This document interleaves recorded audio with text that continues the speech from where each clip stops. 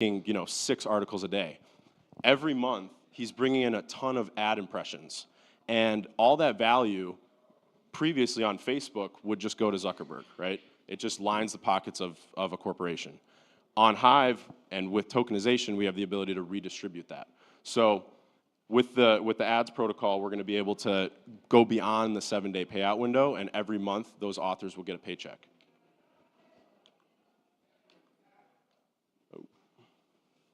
Leo Shorts. So using 3Speak's backend, we're basically building TikTok on Hive. So you'll be able to scroll the feed like any other feed, and you'll get 60-second or less videos. And then there's going to be native inline ads that will get split with the author, and then also Leo token holders. So like I said, the whole idea here is monetize attention and keep people coming back, keep them on site, and really look at data around how long are they spending on the app, on various pages, on various pieces of content, and reward them for that. So I actually got this idea when we were talking to Dan one time, but so we have Leo.voter, and basically delegators can delegate Hive power into Leo, and we use that Hive power to reward content creators. So right now, the way it works is that Hive power comes in, and we use it to buy Leo and then send it to the delegators. But this idea actually builds liquidity for both Hive and for Leo. And a big value proposition for us is that we believe that bringing money in through the L2 is how you bring money to the layer 1. So by building this liquidity pool and actually paying delegators in liquidity tokens instead of just liquid Leo, you're actually building a lot of liquidity long term, which ultimately, imagine this. So you've got Leo being distributed, but then that just buys, it's a one-way street, right? But if you have Leo and Hive getting distributed as an LP token, you're building actual liquidity, and then when the ad revenue comes in, it's flowing through that liquidity pool, and you're ultimately driving layer 1 value. So small plug at the end here. So Leo has a witness. We're currently number 27, and a lot of our technology has been closed source, almost all of it so far. But one thing we're kind of moving towards is open sourcing everything, building out APIs, letting people use it. And I was talking to Jarvi when we were in Vegas about letting PeakD tap into threads and use the backend. So the whole idea here is we're going to start open sourcing things and letting other UIs tap into our backend. And then I left some time for Q&A. So thank you.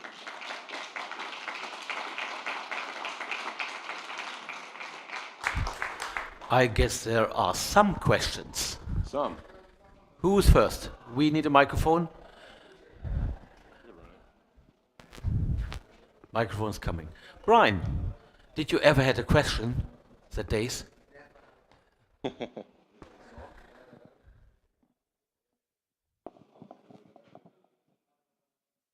Microphone needs some attention. Okay, there we go. Here we go. My dulcet tones again. I'm not a big fan of advertising. Okay. But I also am realistic. It doesn't disappear. It's not going to disappear next week. Right. When you were a Leo Finance and there was a lot of crypto content, I can see that advertising is sort of niche. As you get wider, do you think that this is manageable and scalable? You can still attract advertisers with a wider selection of content? Yeah, good question. So, yeah, it's a lot of the ads right now, almost all of them are crypto based, right? And our content is still very, crypto heavy. We have had a few advertisers come in and do, like Amazon ads, affiliate ads. So there's a lot to play around with. And when you look at platforms like, X, I mean, they get plenty of advertisers. They did have an issue recently with advertisers, but I don't think it's an issue in terms of getting advertisers. They are a little scared when you say crypto Web3. That scares them off a little bit. But in general, we haven't really had any issues. And the way I see it, we were talking about like PeakD and eCNC have tons of users every day. I think around like 5,000 each is their monthly active users, and all that attention is not being monetized. So That's just money that could be flowing. And like I was saying, we're a big believer in money coming to the L1 through the L2. So when you have a UI that has all this attention, it's like free money that you're leaving on the table that could be flowing into Hive, whether it's flowing into an L2 token like Leo or something else. And you'd stand against censorship if an advertiser comes to you. Yeah, if an advertiser wants to censor, we'll just say, hey, find another, there's a million of you out there. We'll get a different one. So, yeah. And that's the beauty of Hive, too, is that, in theory, let's say that a UI censors somebody, which has happened in the past. They're not censored on chain. They're just censored on that UI. I was actually talking to someone yesterday about that, where they asked, okay, so a UI can censor you. What if all the UIs decide to censor you? And I said, well, then you spin up your own UI. You fork Condenser, and then you have your own UI. So that's the beauty of Hive.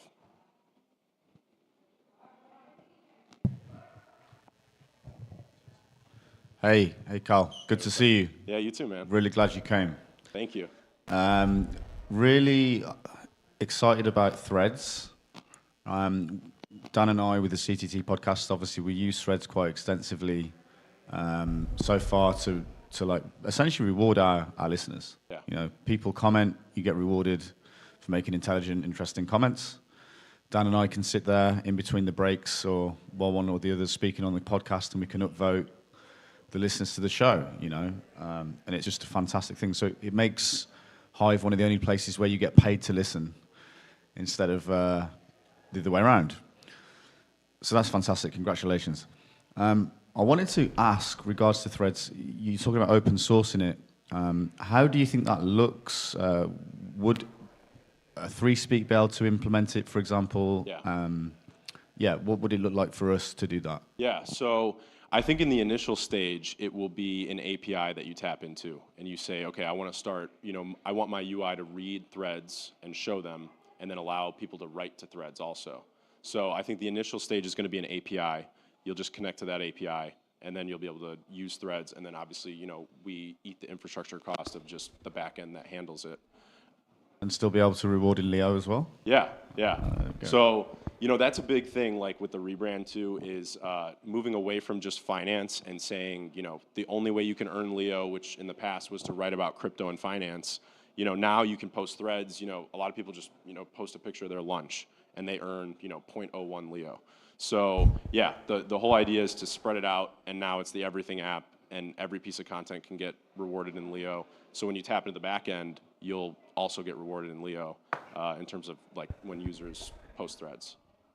And then progressing from that, so you've got the API, right?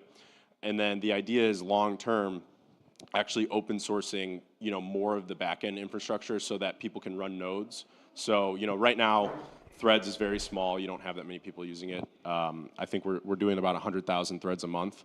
So, at some point in the future, we're going to need multiple nodes. We're going to need a lot more infrastructure. And, having only one node provider, which is us, is not going to work. So the idea is API first, and then build the infrastructure where you could run your own node, and then actually earn Leo for running the node too.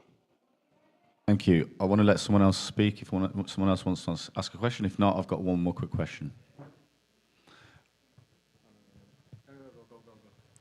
Quickly, you guys just recently went from kind of a fixed static site to a live update.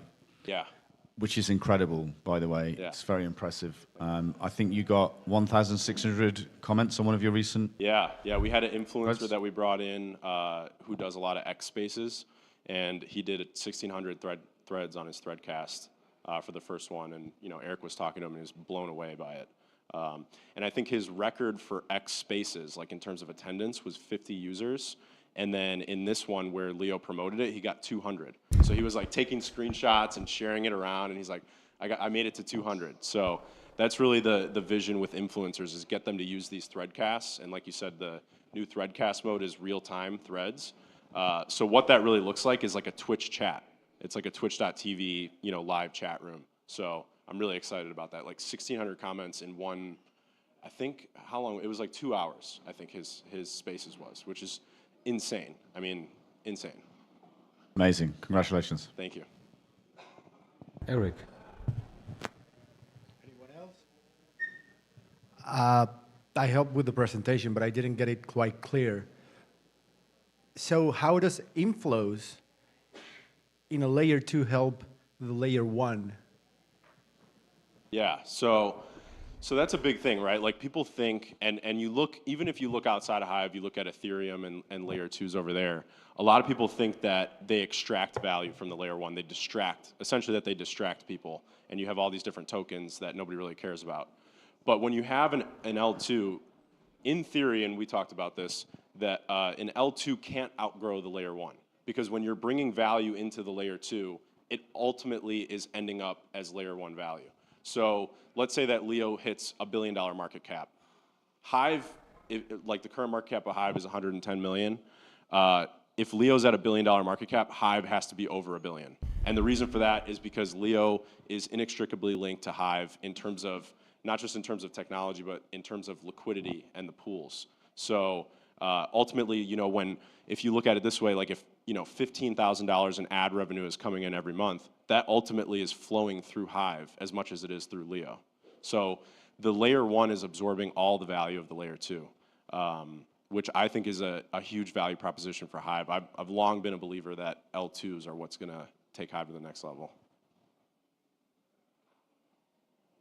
One more question.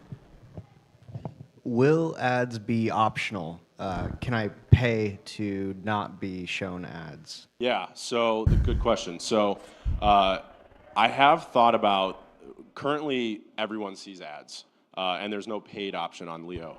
But I have thought about doing kind of what Elon's doing at X, where if you're a blue check subscriber, you get less ads.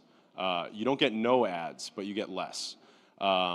So that is something I've considered doing. I don't think it would ever be like a no ad option, just because, like I said, I mean the value proposition is monetizing attention, and when you have a rewards pool, and you know we've got the Hive rewards pool and the Leo rewards pool, ultimately that money is rewarding attention. It's not rewarding quality content. Like if you really think about it, like you could write a 15,000 word blog post and you get $50 in rewards for it, but the actual value of that is in the number of ad impressions you get. Otherwise, there's no real value. So I don't ever think it'll be no ads, but I do think there could be a paid option for less ads. Thank you. Any more?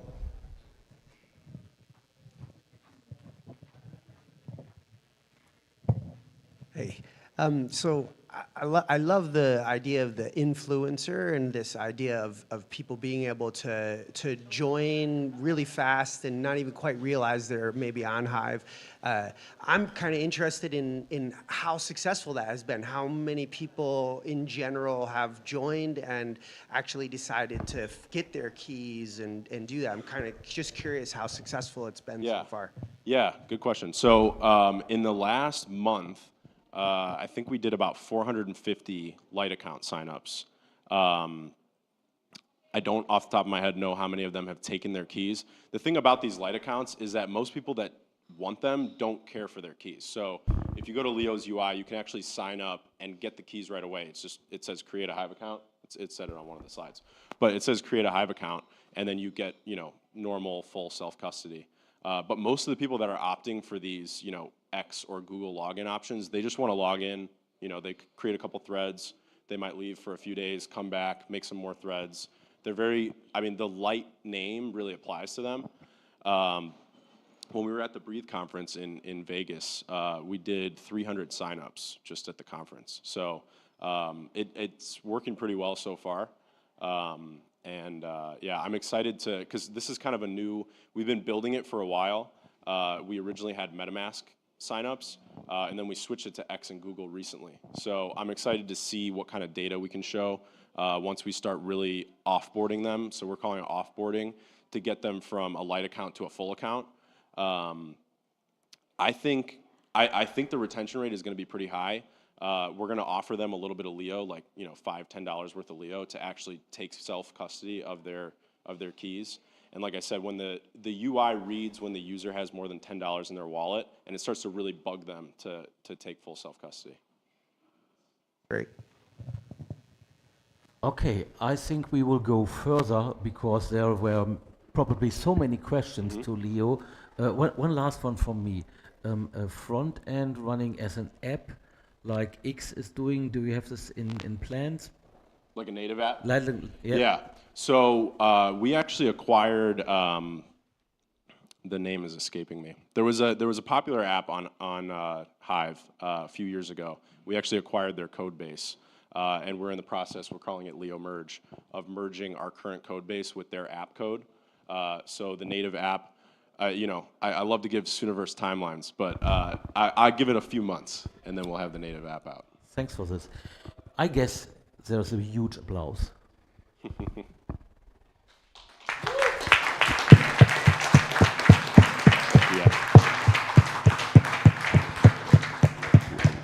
Worked again well, especially if someone is even having the microphone in his hand and applauding. Thank you. See you soon, and we go further. But before we have the next speaker, there will be the poker tournament tomorrow. And for the poker tournament, you have to sign up with Eric and Nomad Soul. And I have some magic thing here, which I can show.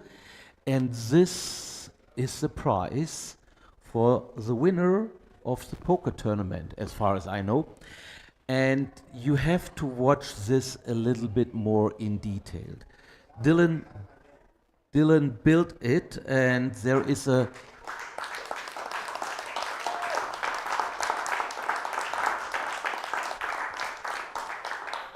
Hive logo there. You see there are some forks around, and if you have a close look, there is another logo which name we doesn't name. So you might guess what this unique thing has in value, and who might be branded with it. Different story. Anyway, we are having the poker night tomorrow evening after our travel around. It will start at 9:30 and goes at least to midnight. The other group tomorrow might go to the El Nido restaurant, which is close by. Normally I will hang out there because I'm such a lousy poker player and I would be out of in round one. So I will take the Beer Saturday sign for some more Beer Saturday posting to the El Nido or whatever the rest of the group decides to do. And again for today, please, 18:30 bus outside and be there, because we are in a tight schedule for getting meal, getting some special attraction and so on.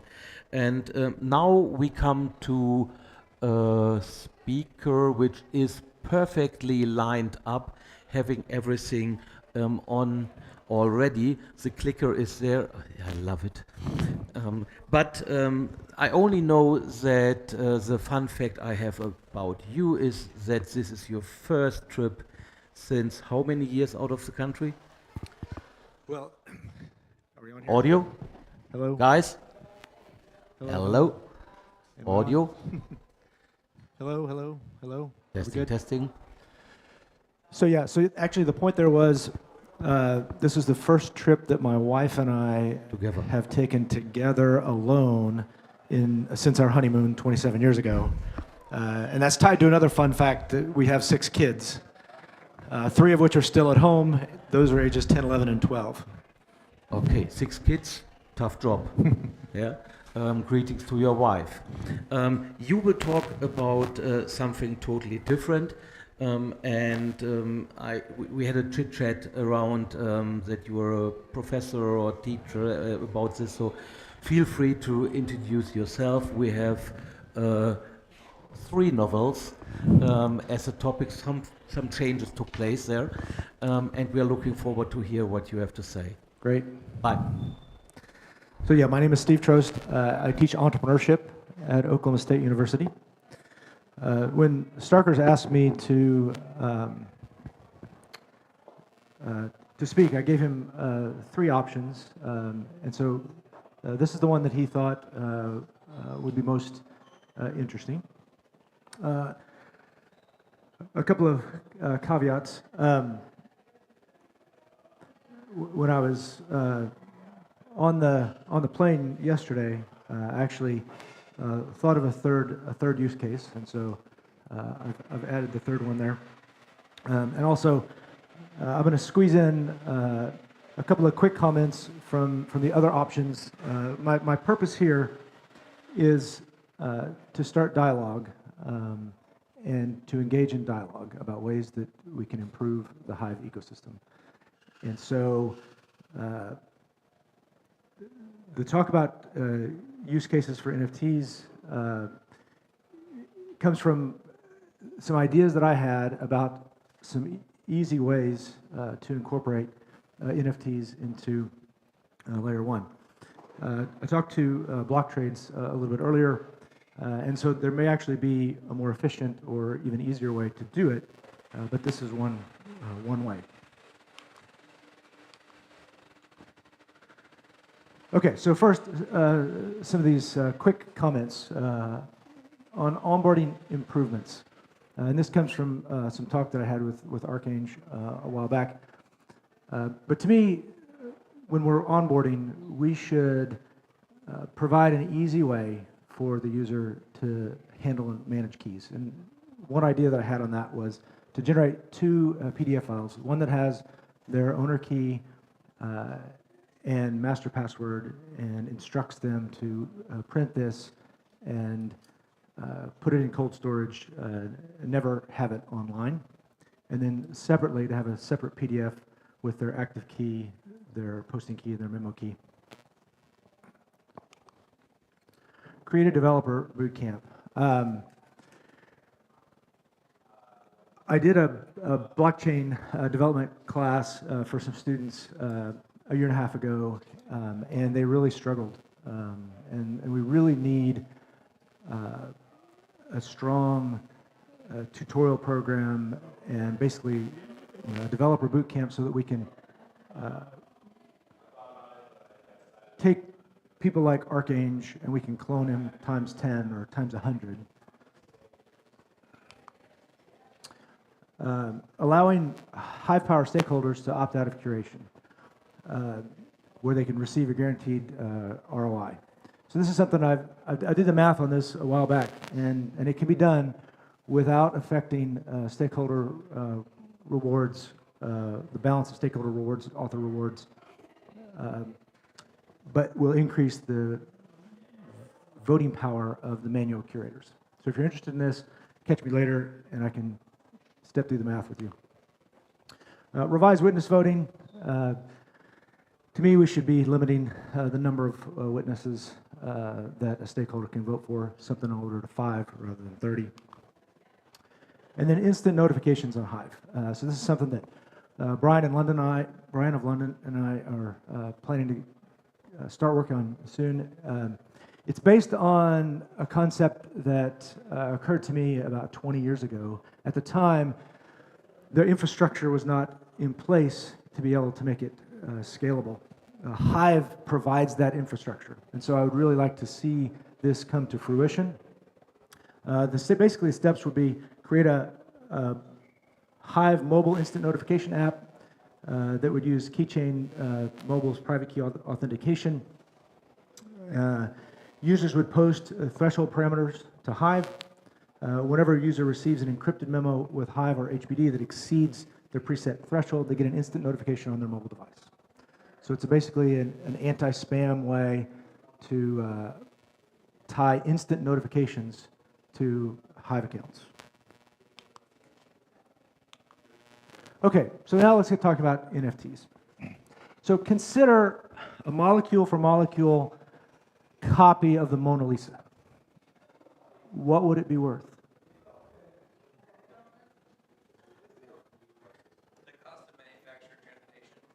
Yeah, it would be worth a fraction of the true Mona Lisa, right? Even if it's an exact copy, right?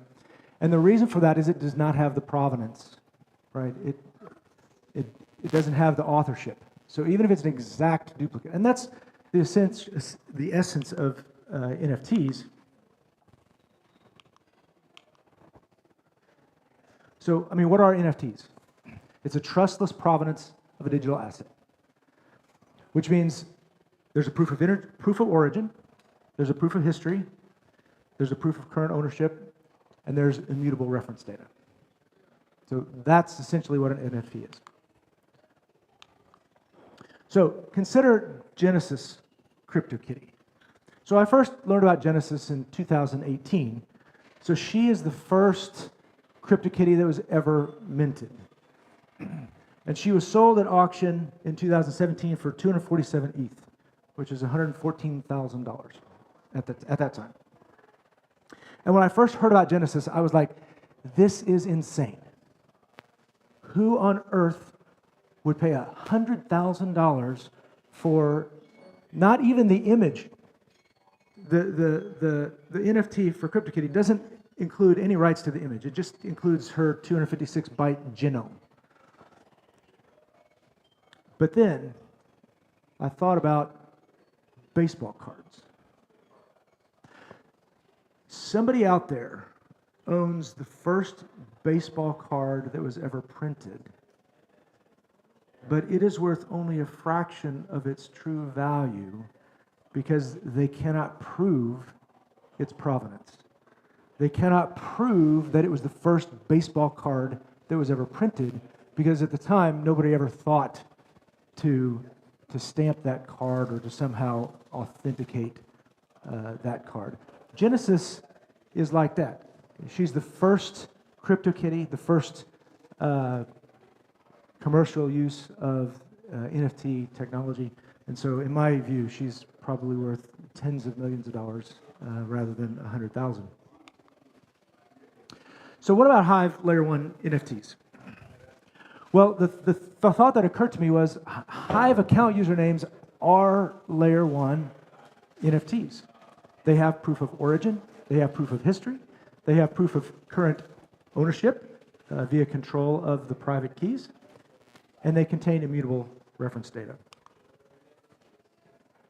So again, I thought of two use cases. I've expanded that to three. So the first use case is Hive exclusionary accounts. The second is Hive HBD bond accounts. And then the third is true Layer 1 NFT accounts.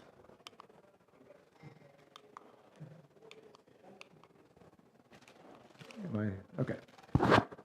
Okay, so the idea of an exclusionary account, I mean, this occurred to me, I don't know, a couple years ago.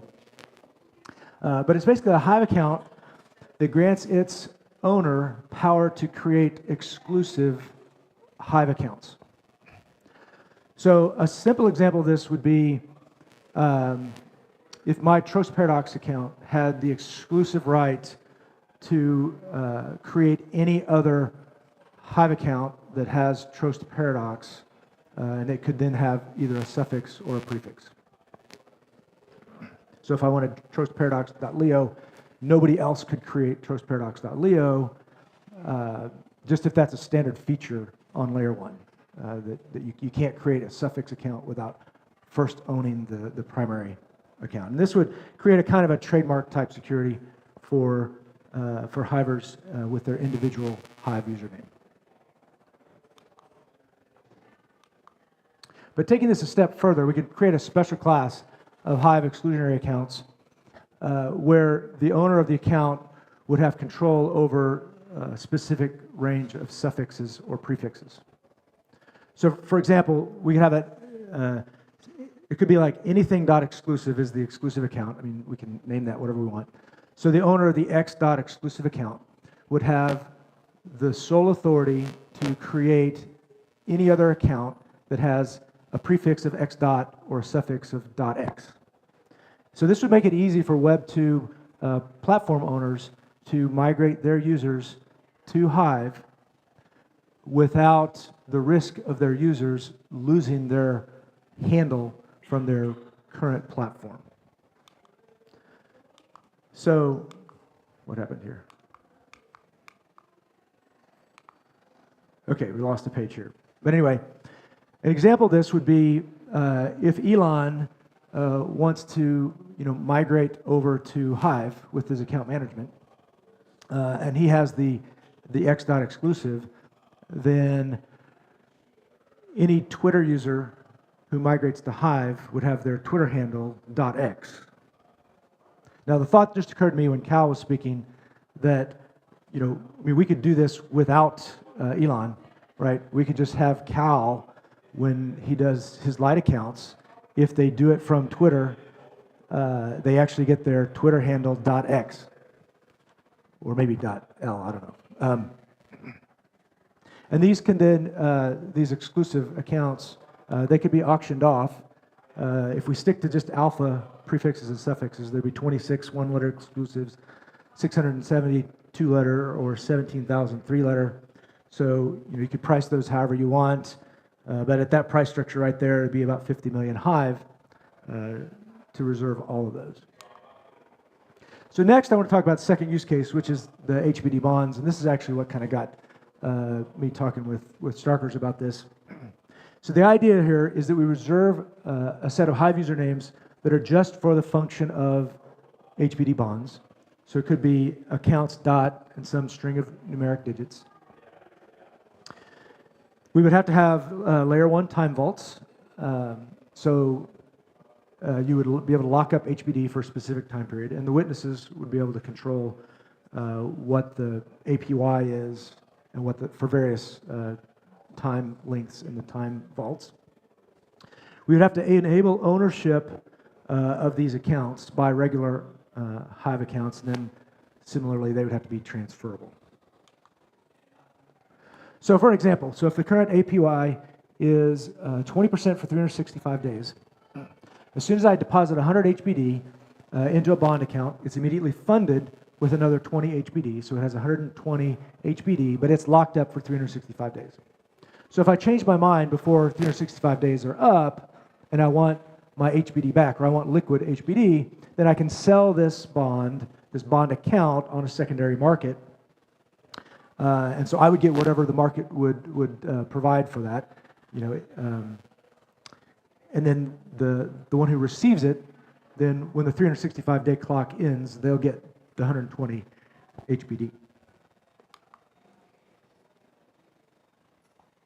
So what changes would be needed to create this kind of HBD bond account? Well, a simple way to do that would be just to have a set of accounts that eliminates the 30-day account recovery feature, and then a third party could act as an escrow to receive the bond account, receive the payment for the bond account, change the private keys, and then send the new private keys to the payer, and send the payment for the bond back to the seller.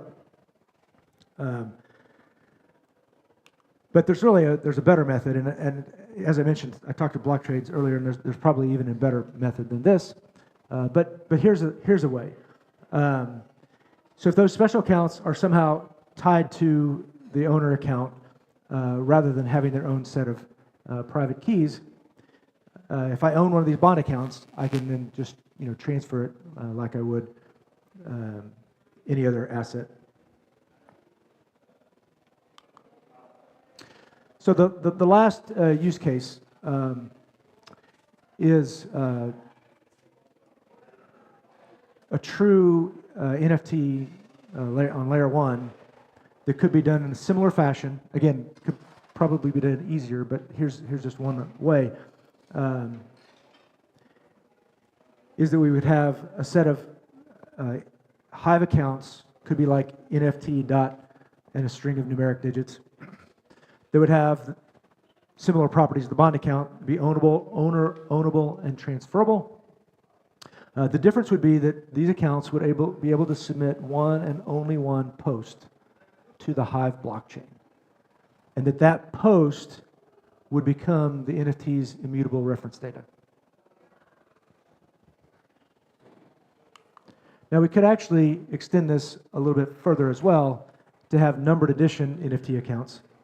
And so the numbered account would still only be able to post one and only one post, but then in that post would include the number of editions.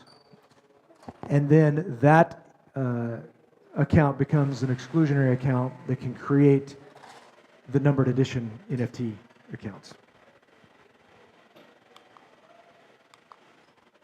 What questions do you have?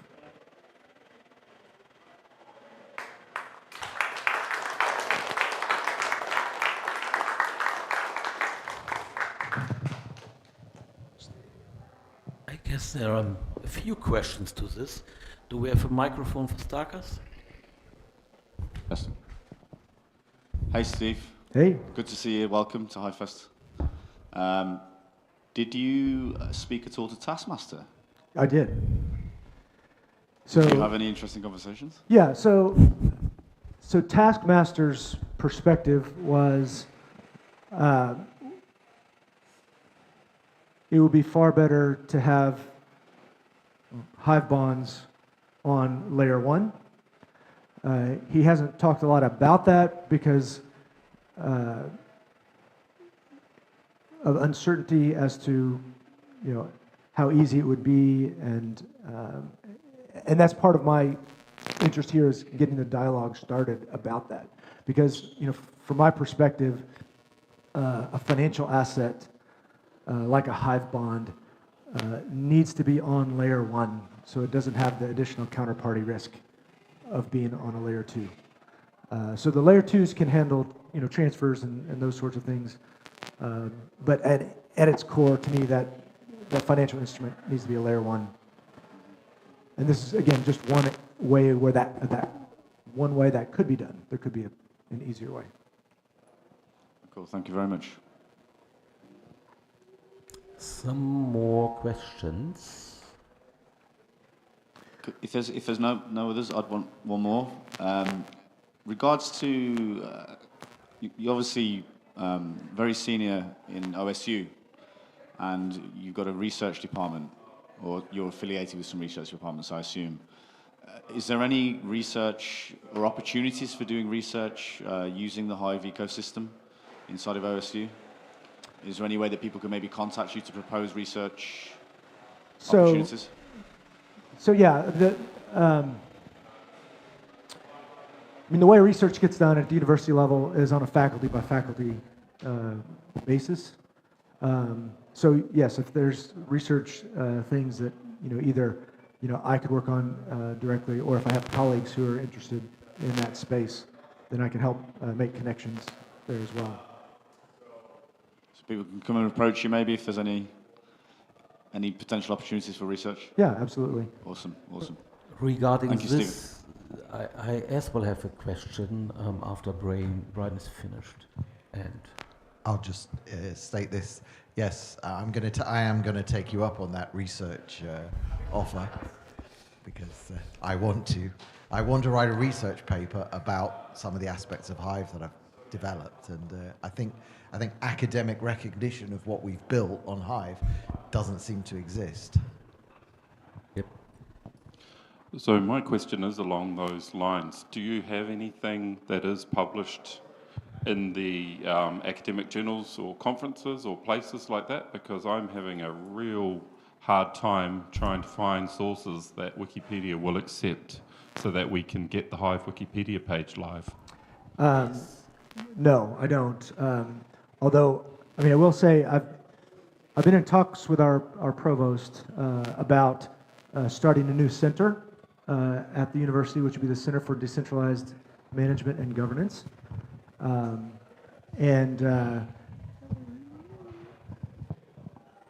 If I get approval for that, one of my thoughts is to put out a DHF proposal to get some funding from Hive that would then be able to not only help fund the center, but actually to provide naming rights for the center to Hive. Now that's, again, that's a big question mark right now based on university administration and all that. My question goes a bit in that direction. I'm living in one of the cities in Germany where one of the 3 universities of excellence are. City is Aachen. Our university with 66,000 students is perfect for the sessions, the lessons, the trainings you just mentioned. And I would love to see if we have a central place where we could share that courses or whatever and adapt it to something really cool, maybe later on a certificate, whatever you name, for the student that he did that course also. And I was giving courses on other universities many years ago, and this is normally quite easy to achieve, to go in there, but you need good material. And this is the Exactly. pain point. Exactly. Yeah. I mean, personally, I think there should be a DHF proposal to put together a developer boot camp and the materials necessary. You know, it could be a proposal that is more like an RFP, where the DHF provides the funding, but then multiple developers would then compete for participation in that. But to me, developers, I mean, onboarding developers, again, if we had 10 guys like Archange just solving problems, right? And I forgot to mention, it was almost exactly 1 year ago where we hosted a Blockchain Ideas Conference at Oklahoma State University. We had George Gilder there. We had 4 projects that were presented, 3 of which were Hive projects. And I actively sought projects outside of Hive, but the best projects that I found to have them present, 3 of them were Hive projects. So we had Starkers that came to Stillwater and presented at Speak Network, had Archange that presented virtually on HiveAuth, had Brian of London came and presented virtually on V4V. So yeah, that's I'm when it comes to solving problems, you know, getting developers on board who can solve real-world problems, whether folks know that they're being solved on Hive or not is irrelevant, right? I mean, just Hive is a set of tools and an infrastructure that is extremely powerful. As I mentioned, I had an idea 20 years ago that Hive has the capabilities and infrastructure to solve it. It wasn't solvable back then. So yeah, I'm excited about the various possibilities that exist. And so again, layer 1 NFTs, I think, is a huge one. You know, to be able to provide censorship-resistant NFTs, because an NFT on the Ethereum network is not. And combining that with Speak Network, because right now, you know, if you have an NFT that has its reference to some IPFS address, that can break.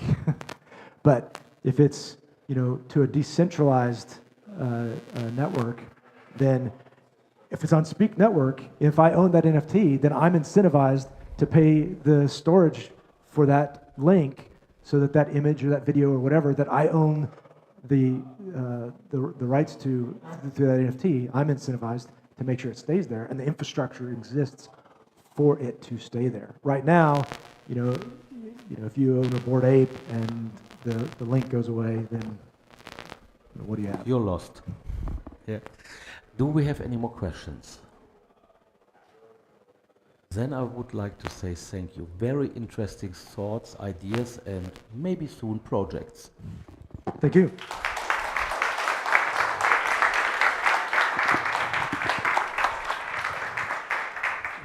Which brings us to the next very, very interesting project. You need a microphone? Huh? You need chairs. You put it on a... We have the making of the Free Chain movie as our next topic, and therefore we have Lord Butterfly and Little Lamb jumping on the stage. And there are your microphones. And with a big smile, I had interviewed you both and squeezed out your fun facts about your persons. And let's start with Lord Butterfly, who is a former basketball player. I'm quite boring that way. Yeah, but could fit quite well. Yeah, I wouldn't be in your way. Might be dangerous. With Little Lamb, I had a bit more and longer conversation at the bar. And he is as well, we get the band together soon, the frontman in a rock band, guitar and singer. So musicians more and more around Hivians. He is as well an ex-amateur soccer player. Looks like you're fast. Very fast. Okay. And the other part where I didn't not work out yet, where I get Welcome to the Jungle as a music file. If we have karaoke, then you can hear it. Karaoke on that song, he will explode and burn the stage down. So these are some things you might have in mind whenever talk to these gentlemen and imagine what our wooden stage look like after he performed. So free chain movie, I will disappear on stage, have fun. Just the clicker. Thank you. You like the clicker or the head? The clicker. Okay. We have heads as well.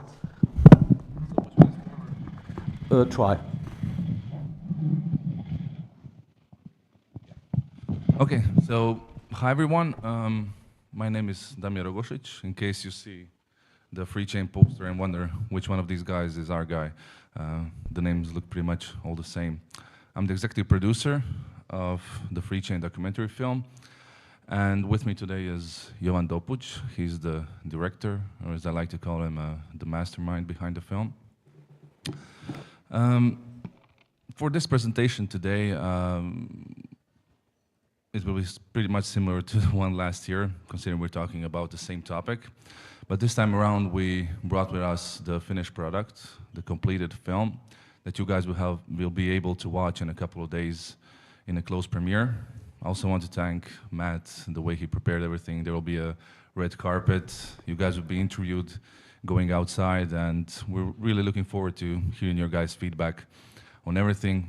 Unfortunately, everybody watching at home, the film won't be available publicly until a couple of months in, probably at one of the film festivals. There are a few that actually stream online. In case you see the film on YouTube, that probably means we did something wrong. Yeah, for me, actually, it was really a fulfilling experience working on this film, especially since, I love Hive, but the filmmaking business is also a big interest of mine, and seeing the way these guys do it, they're, quality all the way. So I broke down today's presentation into, 3 topics. So the first topic will be assuming an active defensive position. This might sound a bit strange, but this is actually something that, Dan and Matt like to talk on their CTT podcast every Saturday at 10 p.m. CET, a free promo. The second topic is a bit more straightforward, the new industry outreach. This regards to, basically why we think this film is important, what we intend to do with it, what we intend to do in the future.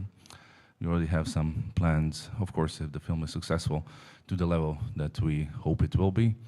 And the third thing's, just letting Johan talk a bit about the creative process of things, how he set up the film, what his intention was, and stuff like that. So let's get into it. So the first topic relates to the current sentiment in the crypto industry, the current perception that the mainstream media, the mainstream populace, institutions, or even governments have of crypto. A good example of that would be United States and the SEC, which what they do is they paint with a very broad brush, they paint the whole crypto space. And Hive being a part of that wider crypto ecosystem, it affects us as well. Now, I'll say something controversial. I agree with many of the things that SEC does. Some of these bad actors like, Richard Hart, Justin Sun, a lot of these projects that have owners, that have founders, that kept a large part of the initial supply, that have ICOs, I wouldn't call those bad targets for the institution to target. But again, I wrote a couple of weeks ago in a post of mine that Hive is that one virgin in Sodom and Gomorrah. And you might say, well, it's not fair describing the whole of crypto ecosystem in that way. I'd say you're wrong. Currently, the crypto ecosystem is full of greed, nonsense, bad actors, gambling, and it lacks, I would say, even completely, or in most regard, not counting Hive and other few projects, it fails to uphold the core principles that were set at the beginning of everything, once the first Bitcoin block was mined. So, in a sense, we need a way to showcase that we're different, that, look, we're not like these guys. We actually stand for something. We're different.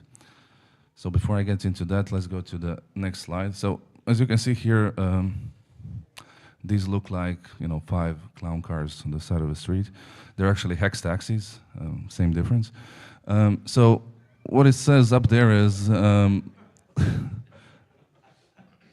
hex price went up 11,000%, and that is the message they're sending out. So this is basically just one ad, but the overall message they want to present to the wider public, to potential investors, number go up, go buy hex.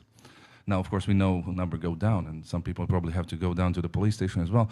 But this is what they're doing, and in this same manner, of course, not the same message, we have to find a way to present what we want people to know about us. So, sometimes in the future, an external threat might come for Hive. We might become a target. That threat might come in the form of a government. It might come in the form of SEC, as I mentioned here. When all you have is a hammer, everything is a nail. But it might happen, maybe not today, maybe not tomorrow. So what can we do? We can point to the Hive origin story, the way we started. So, I mean, you all know the story, but the thing that happened is we basically chose freedom, we chose decentralization over the safety of being under the thumb of a billionaire. And that safety is something that most people don't disregard so easily. Some people choose it. I mean, Jago gave me an example today, what happened with Solana when Justin Sun said, I'm coming here to save you. Everybody was clapping, everybody was happy. We weren't happy, we chose something different. And at that point, we had nothing. We had no listings, we had no recognition, no brand, even no name. All we had was a committed group of people, a committed community willing to, I would even say, sacrifice their financial well-being to uphold these principles. That is something we can point to. We can also point to, Venezuela, to Cuba, to Ghana, to the boreholes project ran by Max Samuel, to the ways we empower communities, to the circular economies we're intending to build. Maybe today they count for 100 people, 200 people, tomorrow 1,000, 10,000. So this is what will make us stand out. This is what will show who we are and what we stand for. And that, when the threat comes, will be our armor, what protects us. So the question is it enough? Is it enough just doing these things? If we keep this stuff Hive contained, we're basically keeping it to ourselves, and we shouldn't be doing that. That's where free chain comes in, this project we are now doing.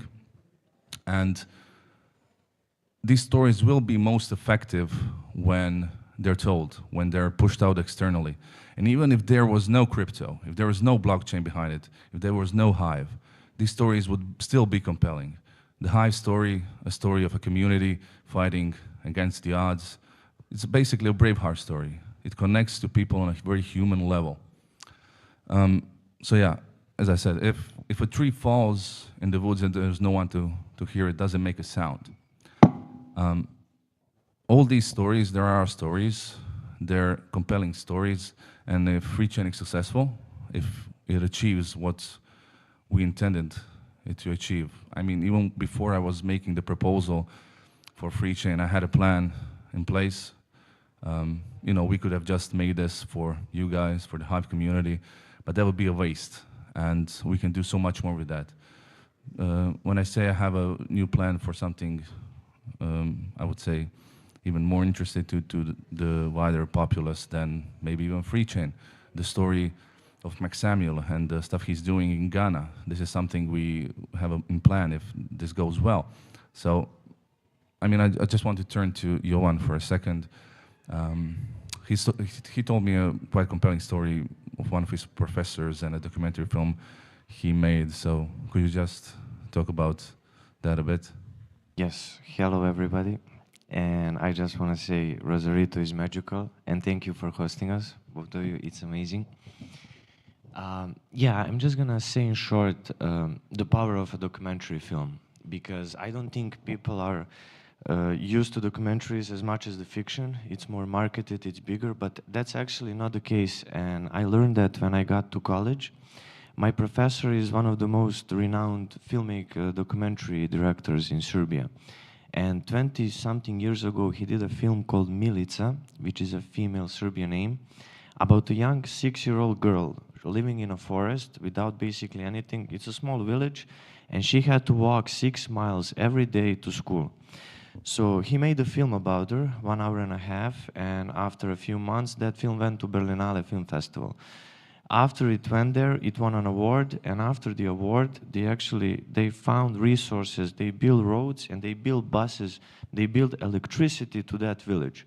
And even to this day, 20 years later, they still celebrate the professor. He's going every day there to celebrate that one day of the village. They basically put it in his name. So that's the power of the documentaries, if they go far, if they go really well. I think people start to realize the problems and everything. And I honestly, when I heard the first time story about the borehole project, that reminded me so much of that, because if we find a way to go there, if we find a way to do a story about this a really amazing topic, I think people and on the A festivals in the world, I think that can go really far and reach really far. So the power of art documentaries is truly remarkable, and I honestly believe in that. Okay, thanks. So when it comes to the practical side of things, as I said a few minutes ago, we didn't want this to be a film just for hivers. When I was, writing the idea for the project, I decided, okay, I needed something that would be mainstream compelling, something that would abide by the standards of quality. Well, the budget was limited, but we achieved a certain level of production value that the industry expects. And when it comes to the story itself, we try to keep it very simple. I mean, I think Dan remembers how many times I repeated to him, okay, let's keep it simple. These guys don't know anything we're talking about. Let's just focus on the important things. And that's what he did. That keeps the audience very wide. That allows anybody to come in there, in the first part, learn about certain terms, the simple terms. And then when we move into the human part, into the human story, the story of Hive, that is what connects with people. I've seen, many great presentations today, yesterday, about the technical side of things. But it won't be the technicals the technology, they don't understand. It won't be that connects with people. It will be us, the community, the thing they understand. That will be the bridge to them. And that is what, when I was writing the idea, what I wanted to achieve.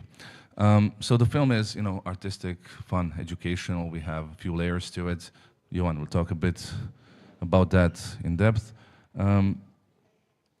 Yeah, so to next one. Yeah, so what practically this does is it opens the door into a whole new industry, somewhere where we didn't have any kind of reach. Of course, we only passed the first step. We created what I would consider a compelling piece of content. But from there, you have a completely new audience that will potentially be introduced to Hive. Imagine Crimson Clad, and she steps out on the stage, talks about Hive features, talks about the things we do, the dApps, the applications, everything.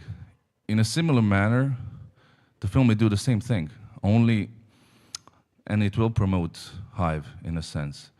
The difference being, just like I mentioned with Hex, their promotion method number go up.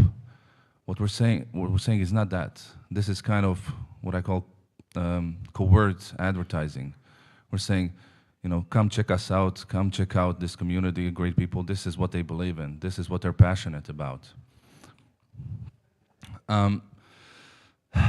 To finish off my part of the presentation before I let Johan take over, there's a quote from the film from one of my community members. He goes, "Hive, it's great stuff." And I truly believe that. And with this film, we have a chance to show that. With telling more stories, we have more chances to do that.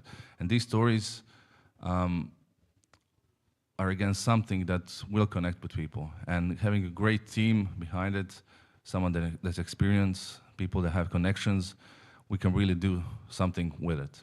Okay, so I'll just let Johan take over.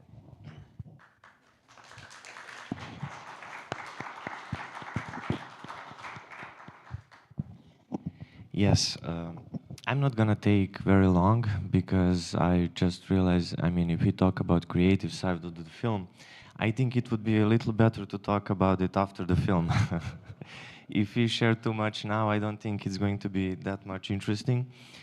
But, I mean, most of the story you already know. I mean, the things that are going to be in the film, the narrator that doesn't know anything about crypto learns along the way, animation parts, all that stuff. So honestly, I think the best way about this would be to talk after the film and see all about that part. But if you have any questions maybe about something about the film that's not just in the story, but in general, then maybe we can answer some questions. And of course, we can talk about everything after the premiere. Okay. Any hands up? No? No questions. Where's Matt? Thank you. There's, please. He always says that. After the preview. Well, the film was finished a couple of weeks ago, so we're now looking at some solutions. The bare minimum, what we want to do is enter film festivals, and there are a few. So we're trying to shoot for bigger ones. Now, this isn't me saying we will succeed, but we will try. So those happen in a couple of months. If we get in there, that will be the world premiere, as it's called, for the film. If not, there are plenty of, you know, probably hundreds or thousands of film festivals where the film potential will be seen. But again, this is something I'll be doing when I come home, looking into some of our connections, maybe talk to some distributors, seeing what they think, potentially some streaming services, hopefully. But again, once you see the film, you will get a sense of what we can achieve with it as an audience, and you know, from there, you know, we will see. We'll see what happens. I'll keep everybody updated as it goes along when I have more information. Any more? No. Are there any more questions? I like to see a sneak preview, maybe something out of your pocket. Sneak preview about the movie. Hmm? Yeah? Well, there will be a full preview in 2 days. Now.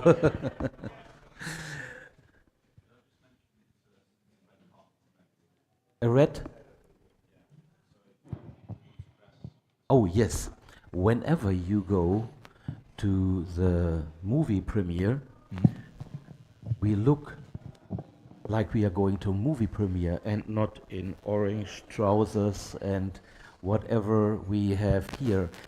It might be an issue for one or two of us that we didn't pack the smoking for that travel, as I didn't pack it. But I might come into my wetsuit.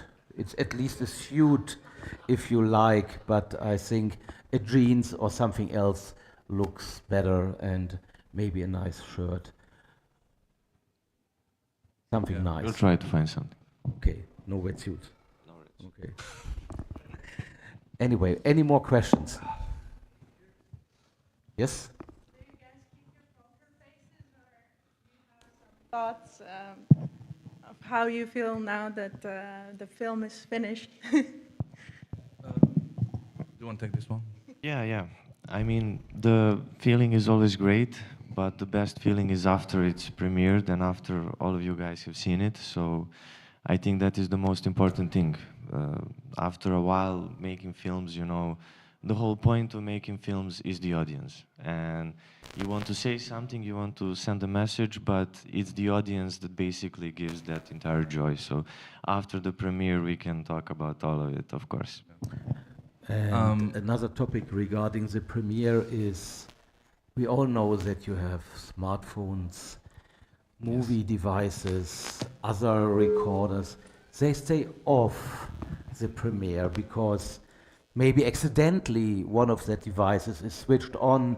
Nobody really wanted it, but suddenly it ended up at YouTube. Nobody would present something like this on StreetSpeak. So on the YouTube, and we don't want it. So better keep it off. Otherwise, we have to share a few new devices for the people in Ghana or somewhere else. Yeah. Stakas. Otherwise, Lord Butterfly is a very, very, very big man.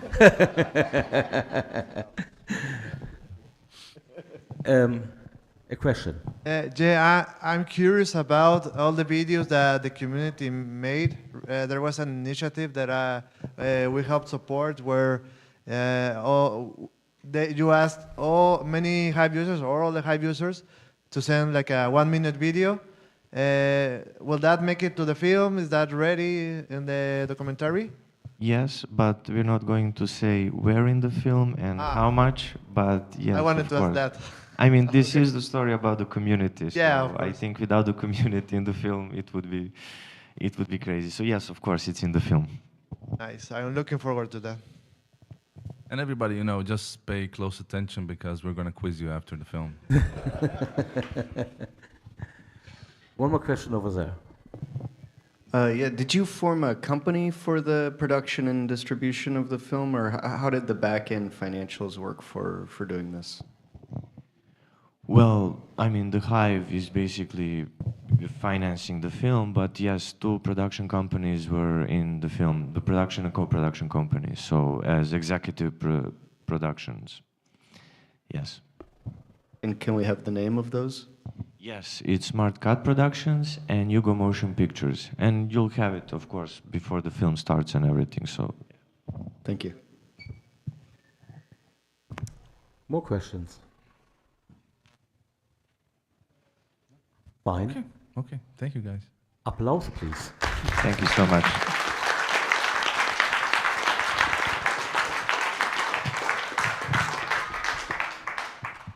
Do you need me now?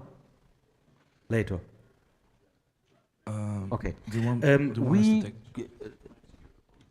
The chairs we put here somewhere. Thank you. And water is there.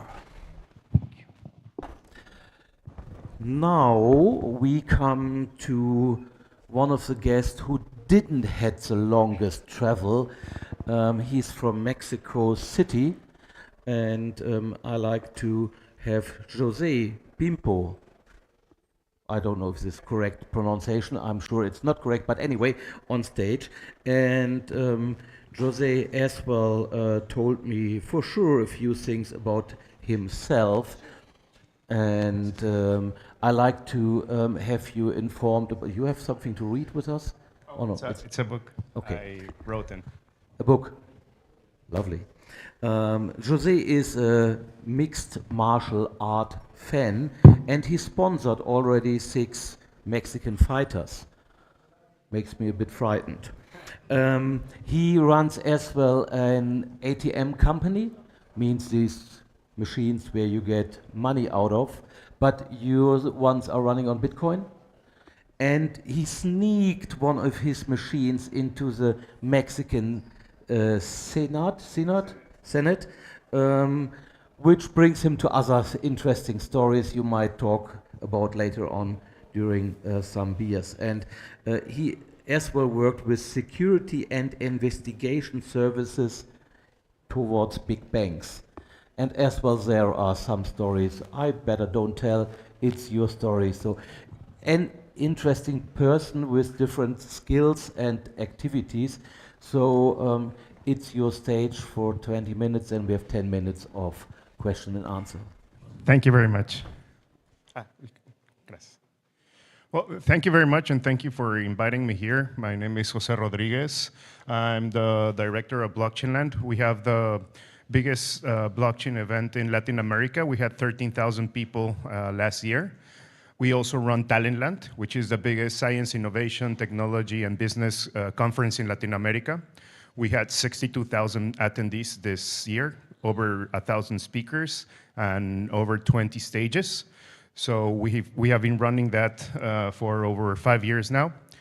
And well, this is my 11th year now being an entrepreneur in the Bitcoin blockchain and cryptocurrency space. So happy to answer any questions at the end or have a talk about. I've done almost everything that you have imagined doing business with all these technologies. And let me just, okay. So people ask me like what I have been doing lately. Last year we established a Guinness record of the world's largest cryptocurrency class with Binance. We actually had to do 2 attempts for that. But well, we established that Guinness World Record last year in Monterrey, Mexico, which is also a northern city here in Nuevo León. So with Binance, we did that during our event. And well, we do a lot of stuff. We have other Guinness records like robotics, the biggest robotics class in the world. We attempted the biggest mathematics class in the world, and we have over 5 Guinness records with Talentland and also various attempts. So that is something that we have been doing during this event. Well, we also have lots of speakers, sponsors, communities, and people all around.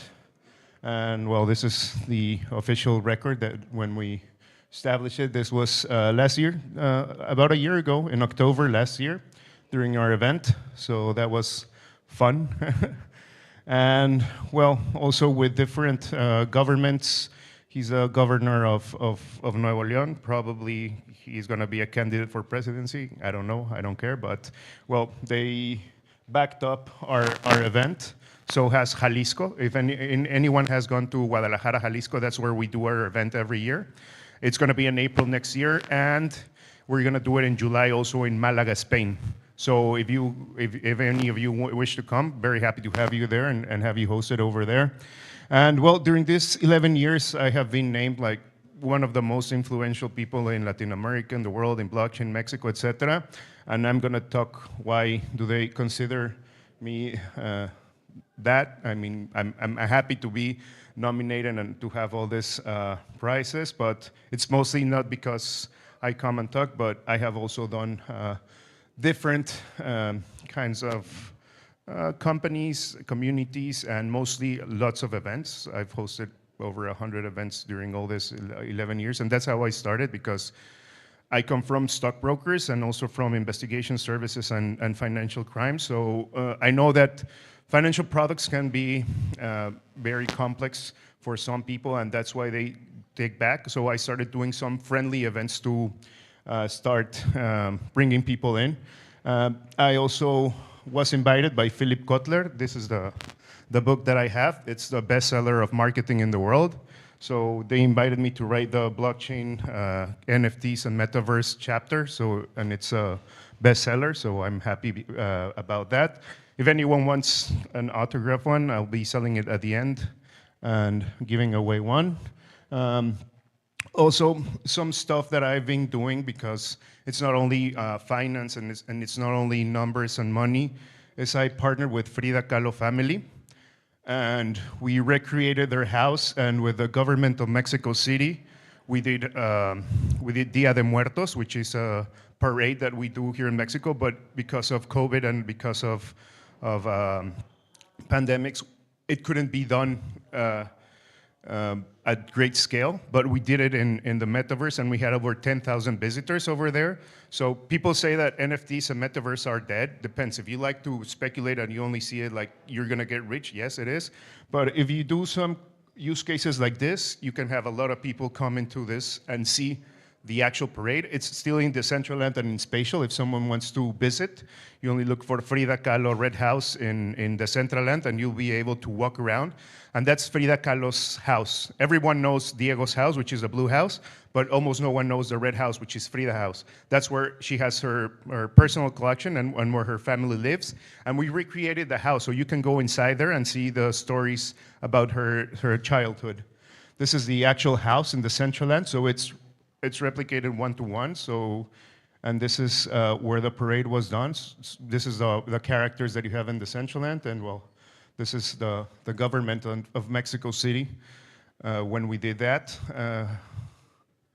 And well, also, some people used to know me because I've been the person that's been interviewed the most by Max Kaiser, who has one of the most, well, at that time he had Kaiser Report, which was one of the most seen financial programs in the world, and he has interviewed me 7 times since 2014. So if anyone wants to see any of interviews, they're mostly on YouTube.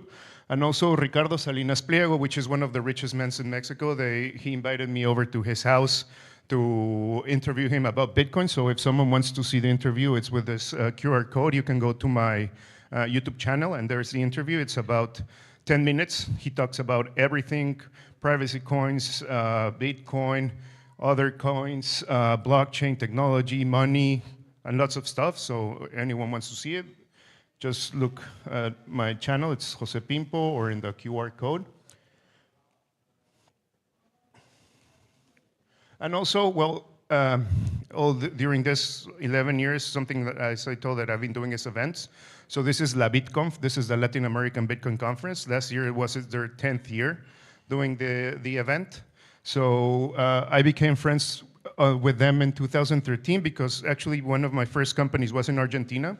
Because 10 years ago, nothing existed in Latin America and Mexico. There were only the first exchanges in Argentina, which I partnered with, and a couple exchanges in Brazil. That was everything that was in all Latin America. And mostly in the world, there was like 10 exchanges. There wasn't anything. There were just payment processors, angel investors, and some exchanges. So when I partnered with that Argentinian exchange, I became friends with the La BitConf people. If you haven't been to Argentina, you have to go and see, well, partly the mess that they've done with their currency, but also the adoption and also development that they have. It's one of the countries that have most developers and most people working outside their country in this space. And actually, they have more companies still since then and until now than Mexico. So we did La BitConf 2015 here in Mexico.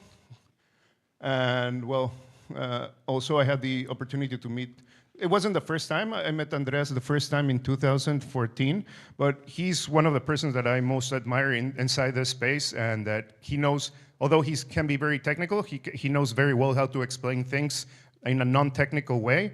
So I had also the honor of being one of the translators in his book, in the Mastering Bitcoin. So if anyone reads it in Spanish, you'll see me there. So also very happy to help, and also that he came to Mexico, and he has mostly come to all Latin American countries to help people. And well, my last company, the one that I started some months ago, it's ATM company. I did a deal with with the biggest constructor and administrator of malls in Mexico. So they have 16 malls all over the country. They have one of the biggest malls, which receives 2 million people per month. And well, right now I've started putting my ATMs inside there. It's in Mexico City right now. It's called Forum Buenavista, Paseo Arcos Bosques, Paseo Interlomas, which is one of the biggest malls, also the one in the Senate. And we just had this in this place in Polanco, which is a nice zone in Mexico, called Vision Studios, which is like a influencer house where they go to help them go to the next step. So lots of people go there also. Oh, what happened?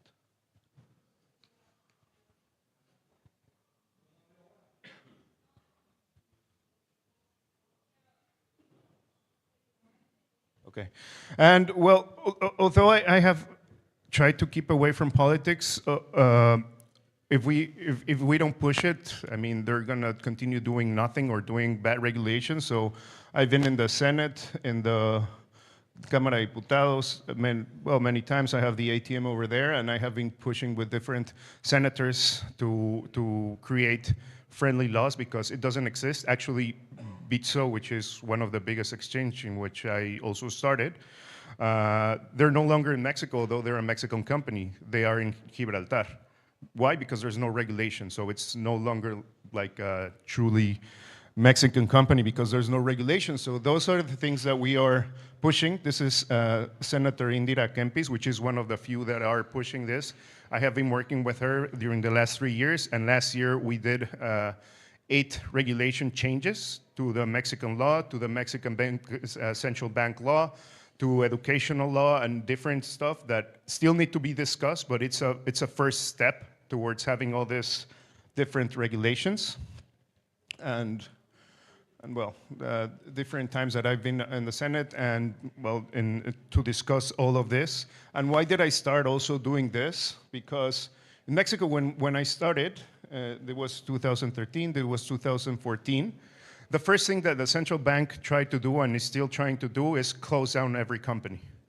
So we have to fight back, and fighting back was part of it going into the central bank, but also doing it through the law and through politicians. In 2018, they did a very aggressive plan to shut down all the industry, and it was through Senator Indira Kempis that we were able to kick that back and to cancel that law that it was with immediate effect, and it was very coward of the Mexican Central Bank because they published it in the 24th of December, Monday, when no one will know about that, but people inside the central bank that weren't happy with that started telling us. So all my Christmas, I was in the Senate trying to push this back, and we were able to do it. So that is one of the first reasons that I started. And well, after that, pushing, etc., my exchange was bought by Bitso, which is the biggest exchange in Latin America in 2015, and I became a partner and BPO over there. But at the time, as you can see, like, volume was almost nothing. 13 Bitcoins per day when Bitcoin was like $180, $200. So you cannot have a business with that operating, but well, although business wasn't that big, we had we have a vision for the future that is happening right now about that. I mean, this was nothing that we were losing money every month. And in Argentina, I learned the bad way, like we did in Mexico, what bank and central bank and government can do. They shut us down from one day to the next. They just sent letters out saying all your bank accounts are canceled and your company cannot have any bank accounts. So what did I do? That killed completely Argentinian exchange volume. We were the only exchange in Argentina with bank accounts. They closed that out. So that is why I have been pushing on regulation, although I don't love it, but I know that it's needed and to avoid these things happening again. Also, I had the opportunity to go with the government of El Salvador when they did they established it as their official currency. And that was very fun because I had met the team of President Bukele in Honduras during an event when he was a candidate. I had no idea about anything about El Salvador till that day. And when they did legal tender Bitcoin, I contacted the presidency team and asked if I could go there over to help. I was going to stay for a week, and I stayed there to live for over a year. So that was also very exciting because I got to meet with all the regulators, all the secretaries of state, presidency, their Senate, etc. And also, I tried to. We had an ATM company. We tried to do a factory over there. We had a couple of prototypes. At the end, it was very difficult to create it there because there's no technology in El Salvador, so everything needs to be imported, and it's high costs. You don't have people, etc. And something that I had been seeing since I was in stockbrokers is this. These are the biggest bankruptcies in the history of the world. And there's something curious that is happening. 1, 2, 3 of the biggest bankruptcies have just passed this year. And I mean, there isn't like that alerts like there were in 2008. So that is very curious because what is happening right now, for example, what you see in the inflation rates in the United States, that in their currency, et cetera, and the amount of money they're going to have out, this is going to get worse, much worse.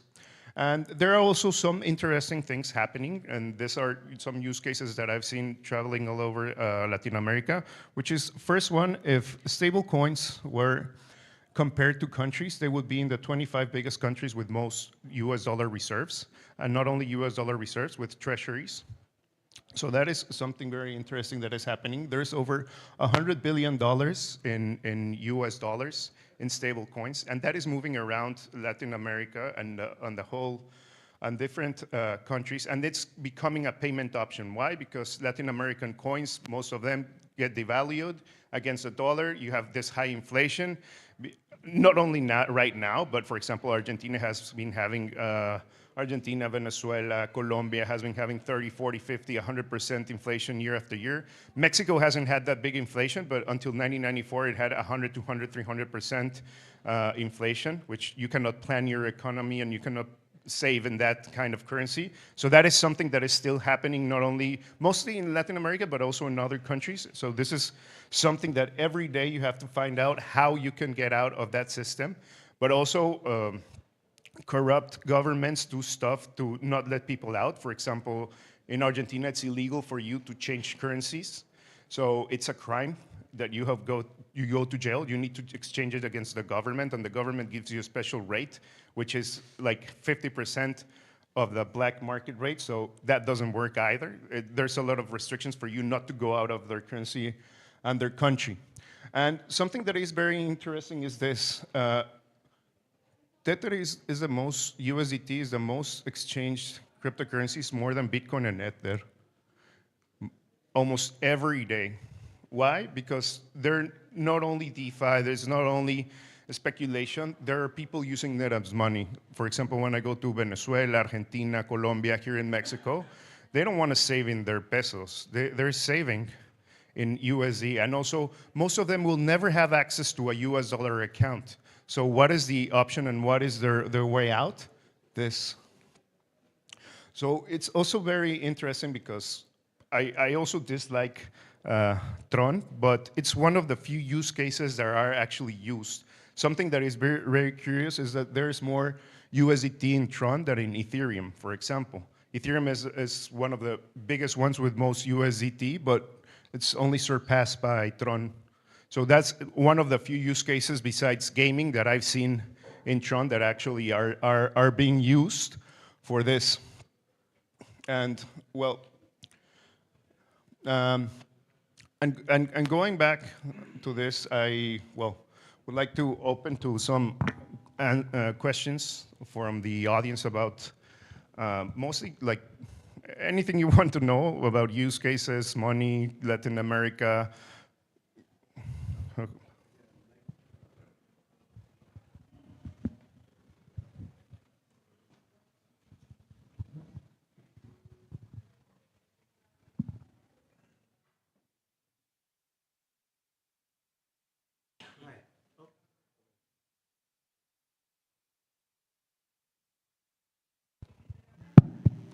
Okay.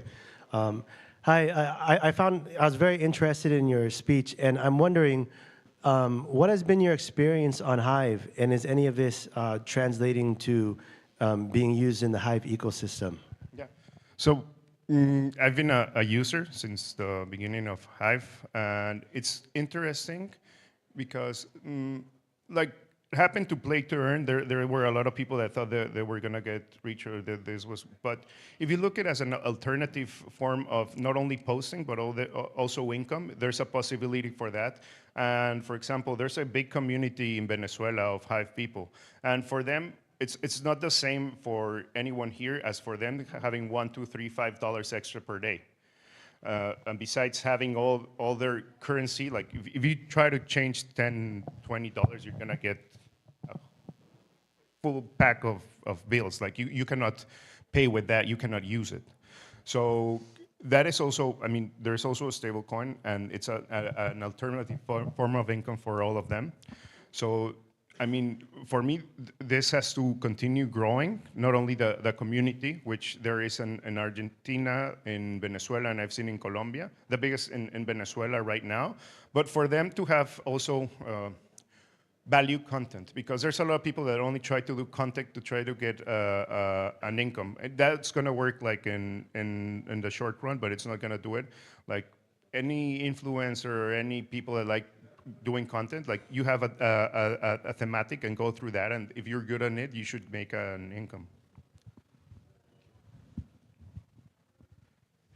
Yep. I guess there's a lot of talk about a centralized digital dollar coming in. What do you think the implications of that are going to be? Is it going to paint to crypto in a worse way, or is it actually going to help drive us forward in a more actually decentralized way? First of all, I mean, there are governments that are going to use it as a new monetary aggregate, but I don't think there's going to be in blockchain. It's just going to be a digital dollar that is going to be passed on in an internal ledger of the government. And although that is already happening, for example, not exactly like that, but in El Salvador. Why? Because everyone uses Chivo Wallet. Chivo Wallet, you have a custodian. The custodian is the government. So that is already happening. You can take it out and you can put it in your own wallet, in your external wallet. Yes, you can withdraw it, but most of the ledgers in El Salvador are already government ledgers. They can go inside and they can see that. So that is one of the big risks that can happen. I don't like CBDC because unfortunately most government officials are corrupt. And if you, for example, if you try to extract information when I was in banking, you won't probably go to jail, but at least you're gonna get fired and you're gonna get fined. If you do that in the government, nothing happens. If you have an enemy in the government, you take all the other financial information, all the banking information, and you try to find a crime to put him in jail. It not only happens in Mexico and Latin America, it even happens in the United States and in other countries. So that is one of the big risks. You're gonna have government on top of you, questioning and having all the access to all your financial information. Like, why did you buy this? Is this because you're, it's like when you use Bitcoin right now. Why do you use Bitcoin? Are you laundering money? Are you buying drugs? No, I'm using it because of different use cases. No, if you use this, you're automatically a criminal. But so that's what I don't like about CBDCs. On the other side, looking at some experiences like they've had in El Salvador and they had in Brazil, it makes a lot of people that are unbanked. You also have to take that into account. Between 40 to 80% of people in Latin America are unbanked. They don't have access to a credit. They don't have access to a savings account. They cannot transfer. They do everything on cash or through third people parties, also in Africa. So for them, yes, it would be a good solution because it's going to be their first time that they're going to have actual make transfers and make online payments and pay with something. But for the rest of the, I mean, for big transactions, I would never use that. For sensitive transactions, I would never use that. Anything that the government has the ledger, because unfortunately, they're not going to make a good use of it. And there's a lot of impunity too with government. So that's the bad part about CBDCs. The good part is all this adoption that they'll be able to have with people. For example, in Brazil, it was a huge success. In Mexico, it was a huge failure with QR payments. Many Brazilians are now banked and using QR payments. Here in Mexico, because of badly planned changes in government, et cetera, it has been a big failure despite all their marketing, all their budget, or everything that they had. So it also depends a lot how you run it and who do you let in, because you're creating financial products. You're competing with banking. You're competing with financial systems. And you only do it with bureaucrats that have worked 10, 20, 30 years only in the government. Well, they're not going to be the best candidates to create that system, and they're making them create that system. You need people from the outside. You need advisors that are in fintech, banks, in financial institutions, regulators, et cetera. They're going to help you create the best system.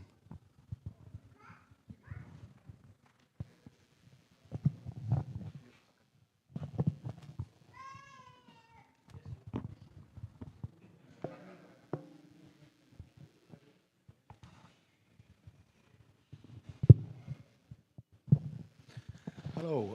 Yeah, so myself and many other people I know were interested in relocating to South America, maybe El Salvador, especially after learning about the changes to the law with regards to crypto. And then I heard Max Kaiser, for example, talking about how it was all restricted just to Bitcoin, and that he told them to do that, basically, and was a bit surprised because it was sold originally that it was just crypto, but it's actually just Bitcoin. Seems a bit centralized in a way to me, but I just wondered whether you had any comments on that, and whether there's any way for non-Bitcoin people to take advantage. Yeah, at the beginning, I mean, it was Bitcoin as their currency, but they also had plans to regulate like the whole industry. Actually, if you see some leaked footage about the negotiations, there were Algorand and there were other blockchains in which they were planning to create the ledger and the wallet. So originally the plan, things that haven't happened and that Secretaries of State had told us is that since year one in October, they were gonna do nationwide education programs. That is just gonna happen this year or next year. So if you don't have that, you're not going to have the adoption. On the other side, well, let's say like Max and Stacy are in the Bitcoin office and they are like running partially. So at the beginning, it was, yes, blockchain, crypto, etc. But now that they're like in charge of the approvals and the like government advisors, they're not letting companies that are only Bitcoin easily come in. So there has been some friction about that.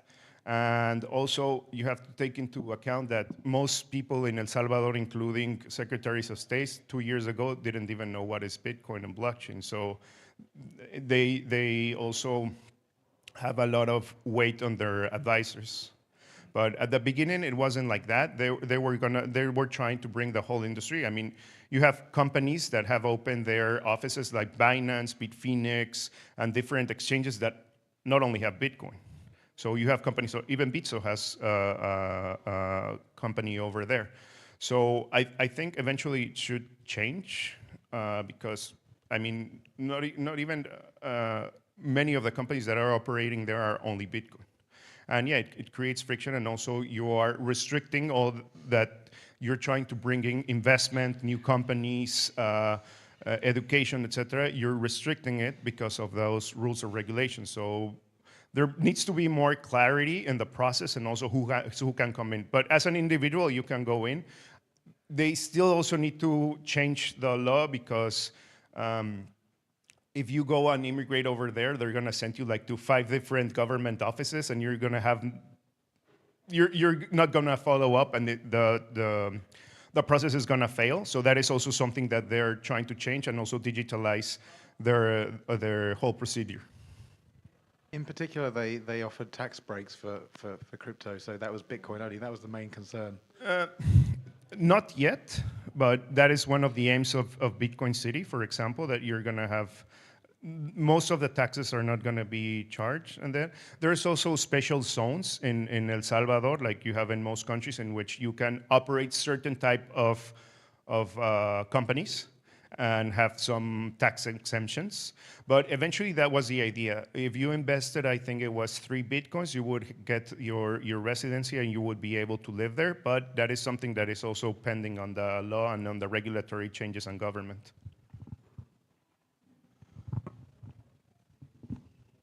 It seems that you have been working with a lot of politicians, making regulations. From your experience, do you think that those people understand, people at the top level, not advisors, those people understand what crypto is and how it works? Or do you think they are just part of a system that feels threatened and just react and want to defend itself? Yeah, most of them don't. And for example, the secretaries of state in El Salvador were very honest, and they told most of us has never used Bitcoin in their life, but the deadline is here, and we all need to know how to use it, and we need to implement all of this and have it working by this date. So that was something good, that you see a government all aligned into one objective and actually doing it right, and they didn't even change the date that they had. That is something good, but most people in government have no idea. They only are move, for example, with headlines of news, which most of them are like very dramatic. Like this week, like NFTs are dead, 99% of the value is gone. Well, depends, no? If you, where you are going. I mean, I use it as an investment and I use it as a financial product, the NFTs, besides collecting them and besides doing all this metaverse stuff and whatever. But it's very interesting because most people see, for example, NFTs as just this little, I don't know, this little picture, but you can create financial products. Through NFTs, you can do DeFi, you can do insurances, you can do a lot of stuff. You can vote also, like if it was a proxy, not only with tokens, also with NFTs. So there's a lot of things that still need to be developed more than just speculation. But no, most of them do not understand. Most of them are not interested in understanding it. But in most countries right now, you at least see 1, 2, 3 politicians or presidential candidates starting to really not only use it as a slogan, but actually getting in, no? Going to conferences, going to all this stuff. For example, when Senator Indira first helped us with the central bank, she told me that she wanted to get into this 3 years ago. And I told her, you really want to go into this? You have to come to the events, you have to meet people, you have to travel. And she also came with us to El Salvador and took her team, and that's how we worked during these 3 years to make all these changes in law. But most people, like, there's like 800 senators and, well, politicians over there, and I think like only like 4 get it and are actual users. So there's still a long way to go here in Mexico and in most of the world.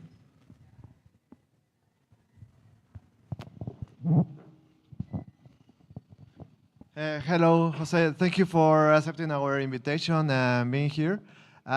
We already talked about it, but I want to know your opinion of how Hive in Mexico and maybe in other cities or in other countries can participate in this kind of events that you are organizing. Yeah. Well, happy to have you there. There are various ways to participate. One is as a community. You can go there as Hive community, for example, or Hive whichever country, and we accept all the communities. Like we have over 6,000 communities, not only in blockchain, but developers, business, makers, artists, etc. So one of the ways is joining as a community, and what we do is you spread the word to your community. We give you tickets. We give you a community space and for you to be at the event. The other is being a sponsor or a speaker, that you will have your booth, your speaking space, and different things that we do during, I mean, every company and community has their objectives, so we align our like sales and marketing strategy to what they need for the actual event. There are companies that say, I don't care about reaching 50,000 people, I just want to meet the 100 CEOs of the other sponsors, I just want to do a cocktail, I want to hire, so we do like a challenge to hire people. So we align that to every company and every strategy. But yeah, I mean, happy to have Hive over there as a community, as a sponsor, speakers, whatever you want. It's in April in Guadalajara, Jalisco, Mexico, and in July in Malaga, Spain. Okay, thank you. As we are running a little bit with our time, this might be the last question. Perfect, thank you. Will we see Hive in some way related to any of your companies in the future? Maybe we will see Hive or HBD in any of your ATMs, something like that. Yeah, I mean, that could be explored to integrate. I mean, the problem with the ATMs is that it's closed software, so they aren't open to any cryptos. Yeah. It needs to. There are some restrictions. But I mean, there are complex things that have been integrated, like Bitcoin Lightning Network. So I don't think Hive should be a problem over there. And well, with the rest of my companies, for example, I was talking to Eddie in all these malls that we did the deal. It wasn't just pay a rent and have the ATM over there. the owners of the malls had gone to my event, and what they told me is, I want to do little events in the malls like every week. So there is also an opportunity for people to, what I want to do there is bring cryptocurrencies, blockchains, protocols, use cases, and share the event with them. So yeah, I'll have my event because of the ATMs, but we also have all these different communities and companies showcasing over there inside the mall with the exposure to all the people. Thank you. Okay, Jose. Thank you. Many, many things. Did you talk about the book you bring with us? Briefly at the beginning, but well, if someone wants one of these books, it's Philip Kotler's Marketing 5.0. It's a bestseller about marketing, and I wrote, it's only in Spanish, so you're gonna have to practice your Spanish. And I wrote the blockchain, NFTs, and metaverse chapter in the book. So, thank you very much. Thank you. Before we come to the wonderful rally car story, we have a little bit of housekeeping. As for whatever reason people speed up a little bit, we are happy to have the rally car talk and then the ping pong tournament, and instead having it parallel, which helps us to have you at 18:20 to 18:30 at the bus in front of the door. Starkers remind me to be sharp on leaving 18:31. Just kidding, but anyway. For all the people who, like me, have to fly home, sadly, from loving Mexican coastline, and need to go by taxi or whatever to San Diego, please try to get a fast pass at the reception, might be a piece of paper or whatever, which allows your taxi driver to use the fast pass lane if there is any traffic, what is there normally, they told me. If you're traveling as a couple, try to get 2 tickets, means just tell them you have 2 different days or whatever. You're creative people, you will sort it out. And as well, if you go again with Paul, our taxi driver, who might drove down a few of you from San Diego like me in a very interesting way to this place. He's still driving cars, but accidentally not anymore the Tesla. We maybe had too many kilometers on it. I don't know what happened, but he will be still there. You have his contact details, and please chat with him for what time you like to get picked up. I will get my ride from here 5 hours before my flight to be really, really sure that I'm there, because 18 hours flight missing, not the best thing you can do. Okay, did I forget anything? Ping pong? Already said ping pong. Yep, okay, cool. Then we have Slaven on the stage. This is the guy, you have a microphone already? This is a guy who drives the rally car for Hive, with Hive. What a story. We had the car in Berlin and we had many shots around the car, and it was a big thing to get it into the hall without all these things, getting fuel out of it, nothing is burning or could burning. So I saw a few videos about this, and I like you, but I wouldn't like to sit beneath you while you are driving, because my trousers might be too wet or whatever. Anyway, you do such a great job, and we see this huge potential to reach out to other drivers. And as you know me now, after nearly 2 days, I squeezed as well some facts, some fun facts out of Slaven, and Slaven. Sorry, all this different. I work on this. He worked as an elementary school teacher in Croatian language and literature for years. Different job with driving, isn't it? Yeah, sure. He's in motorsports since 20 years, and actually he's the first time of a HiveFest. Sure, the first time, but I'm proud to be here in front of you and with you, to meet you all, because I was always reading the content, but I could never connect the face behind the content, and now I can see who is behind, and that's the beautiful thing. How is the brainwashed factor in getting all this techie stuff to your... I think I'm better in sport than in tech stuff. Yesterday, when I was listening, 5 or 6 people on the stage sitting, I felt a little bit, I didn't understand everything. You mean the sun-burning panel on stage down there? Yeah, it was fun. Some of the details are quite details. Yeah. Anyway, sure. You have a speech, you have slides, you have a video. Yeah, I have slides. There are lots of videos, but let me stay with the slides. And if someone wants more, I will let you. You have a clicker, materials. or is everything is fine. This Eddie gave thumbs up. Your stage, 20 minutes, rock and roll. Okay. Thank you very much to all.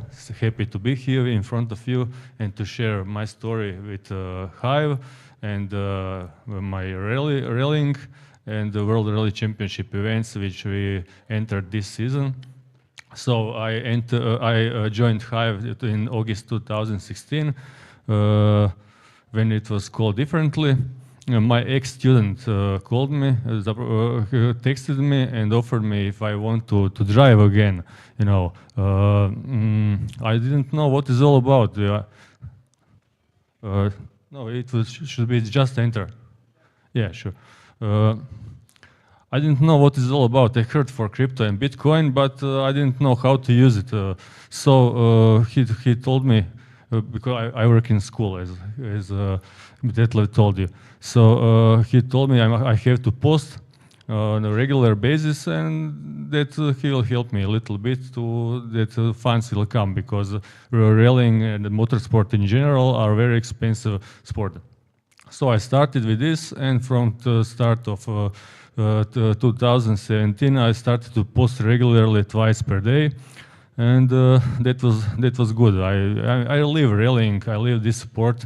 I know a lot about this, so it's not the problem for me to create two posts per day. So it was like this until last year, at the beginning of 2022. I felt my belly was hurting because of lots of work, So I took free Sundays, but the rest of the week is for the posting also. So how did it happen? After I started 20 years ago with rallying in the Croatian National Rally Championship, and there was some breaks because of the lack of the funds. But from 2017, I can tell you that the most of my outings are connected with crypto. There are some good friends of mine, my neighbors, who also want to help me with fiat, and I'm very thankful to all of them. So in 2017, I started to drive more and more frequently, but at the end of 2019, I started to drive gravel rallies, which are my passion, and. I don't know, from 2020, it was always 1.3 capacity of engine cars, small cars that they are, easy to drive, they are cheap to maintain, and you know how this is it in motorsport. You need fuel, tires to repair, and everything else. So in the 2020, we bought a better car, 1.8 capacity of engine, and it started to be better and better. So 2021, we bought.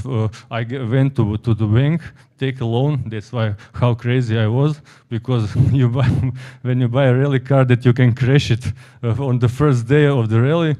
Totally, and but I'm dedicated and committed to this sport so much. So we bought 2021 Citroen C2 R2 Max. That is the first professional ex-works car from Citroen, and started to compete regularly in last season 2022.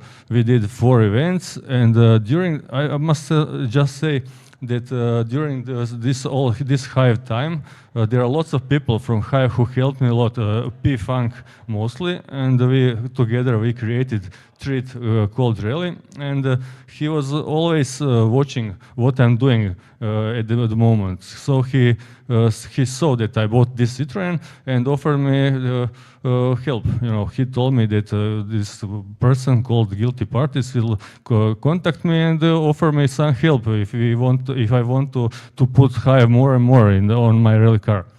So I told him, okay, why not? So GP texted me and said, do you want to have a big high sign on my the rally car? I said, of course, I love Hive very much. So that started in this way. At the end of that last season, after 4 events with Citroen, GP asked me, would you like to go on the higher level in the World Rally Championship that we try? So I told him, okay, sure, but this car is already 10 years old. We cannot go in this international level because it lost its FIA homologation. So okay, he told me, okay, you sell this Citroen, and we will help you to buy this better car, the newer car. So okay, I sold my Citroen in 4 days. And we bought Renault Clio Rally 5, which is a 2 years old car, and it can go on the international rallying in the World Rally Championship in class Rally 5. It's the smallest category, but it allows us to compete at the highest level of motorsport.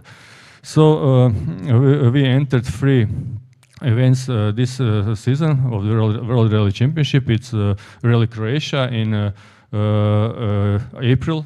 These are the photos from Croatian Rally. It's tarmac event. We finished 3rd in our category. It was okay. It was.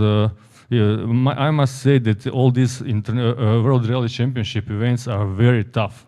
I always drove national rallies, which are 1.5 days long, and in WRC you drive 4 days, and it's very demanding. You must be physically prepared, very good to be able to drive on the top level. So these are some from the past. But let's speak about World Rally Championship because it's the most important about Hive, because I want to promote Hive the best possible manner and to open our social media Hive to the rest of the drivers who would like to promote themselves also via Hive. I'm talking to lots of them, showing them how I do this.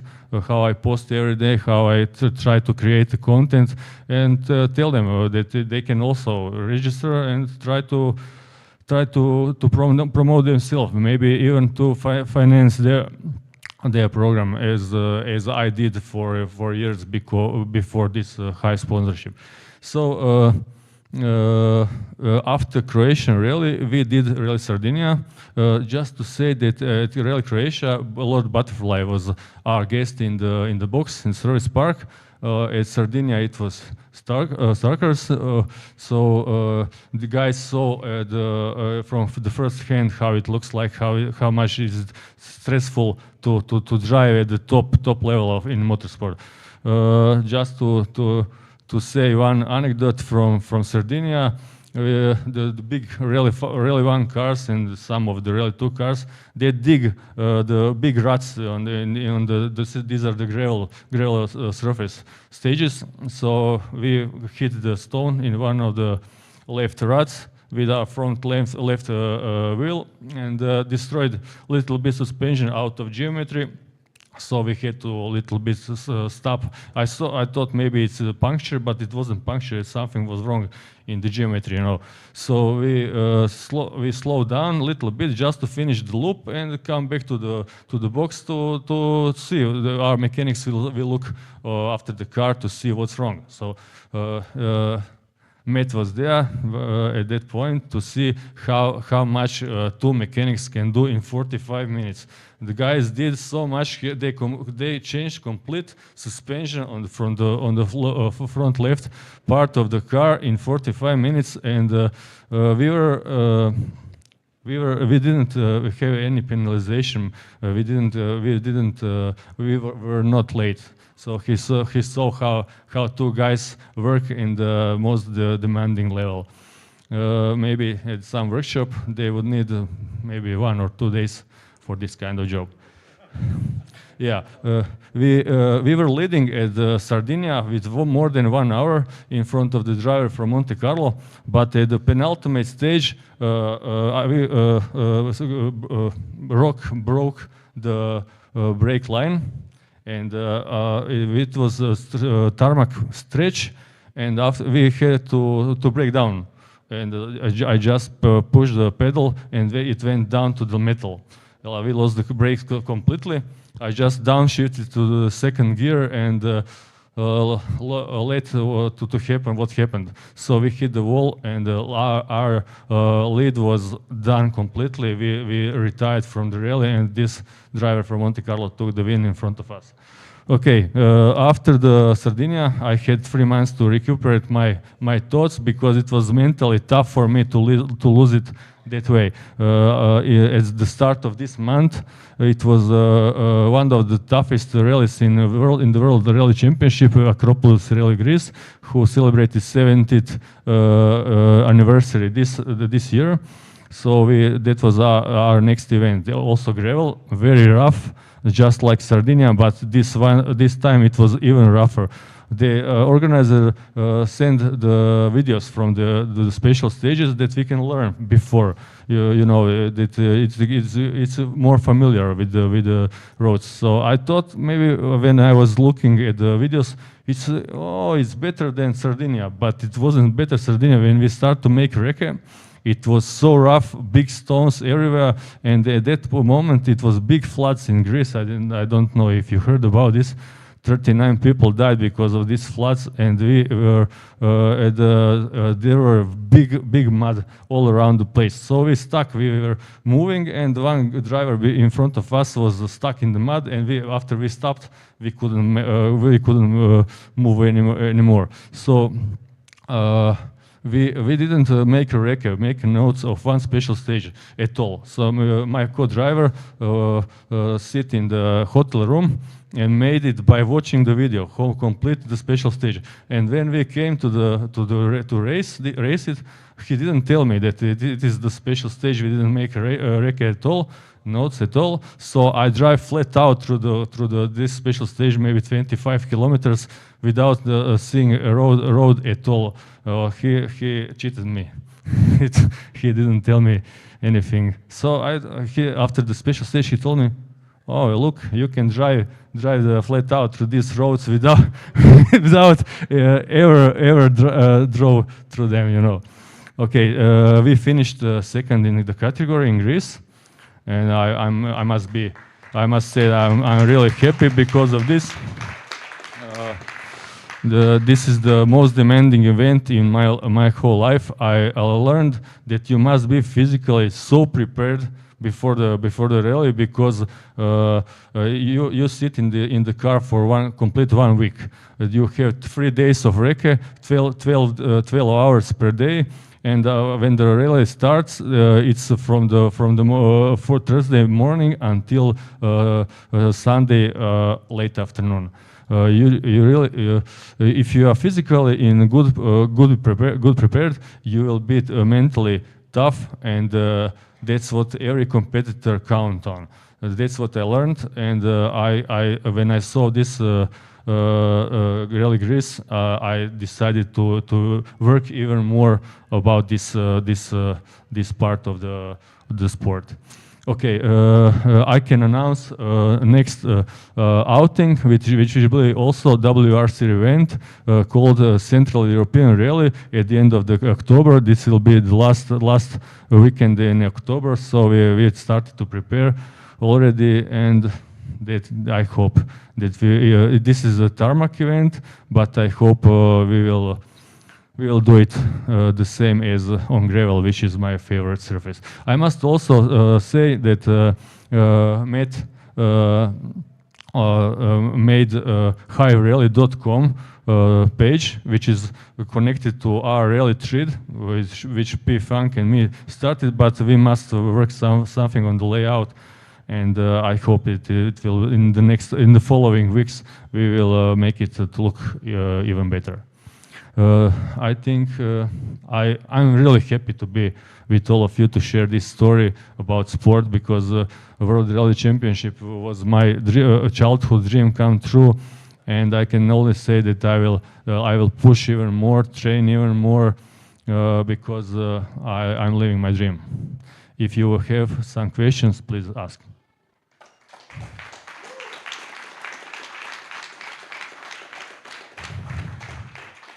I must tell also that it's more tough to talk in front of you than to drive on the special stages.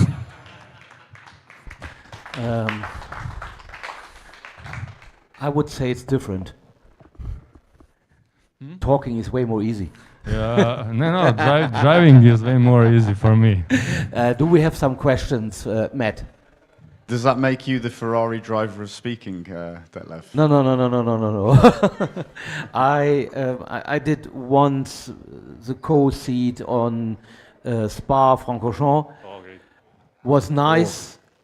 Maybe another time, but then this guy has to have 2 nice seats, not only one. I was in there fixed, and it was my idea to take my camera with me. Forget it.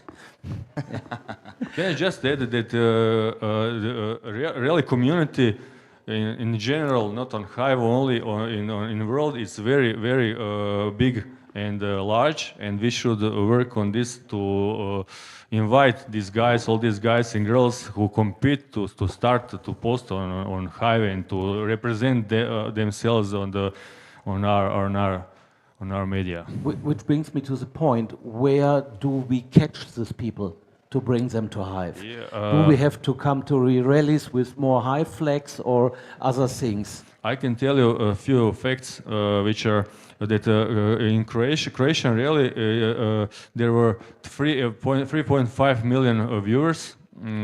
Lord Butterfly found this fact. There was we were at the opening ceremony on Croatian national TV at 8 p.m. This is prime time. At least 700 or 800,000 people was watching this because Croatia Rally is a big motorsport event in Croatia, in our country. So good for Hive, good for us, of course, because we want Hive to be represented in the best possible manner. At Sardinia, Matt knows, it was 400,000 people on the stages on the first day of the event. So I think it's a big potential. And I must tell you one more thing. When we were traveling from the special stage to special stage, it is in the regular traffic.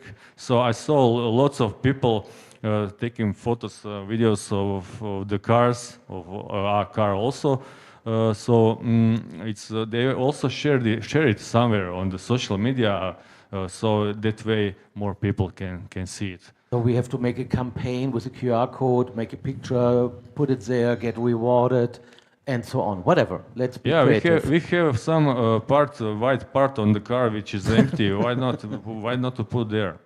Okay. Other questions? Again you. Yeah, I just made a comment about you being the Ferrari of speaking. Question from me. I went to the Sardinia Rally to see you guys, to see how it went, see what it was. And it's very impressive. Being in the pit area is incredibly impressive. The work that goes into it, it's just incredible, really. It's something else to see. And that being a media blockchain, we've got all these content creators all over the world. And there's like this lost part of the rally that doesn't get any exposure.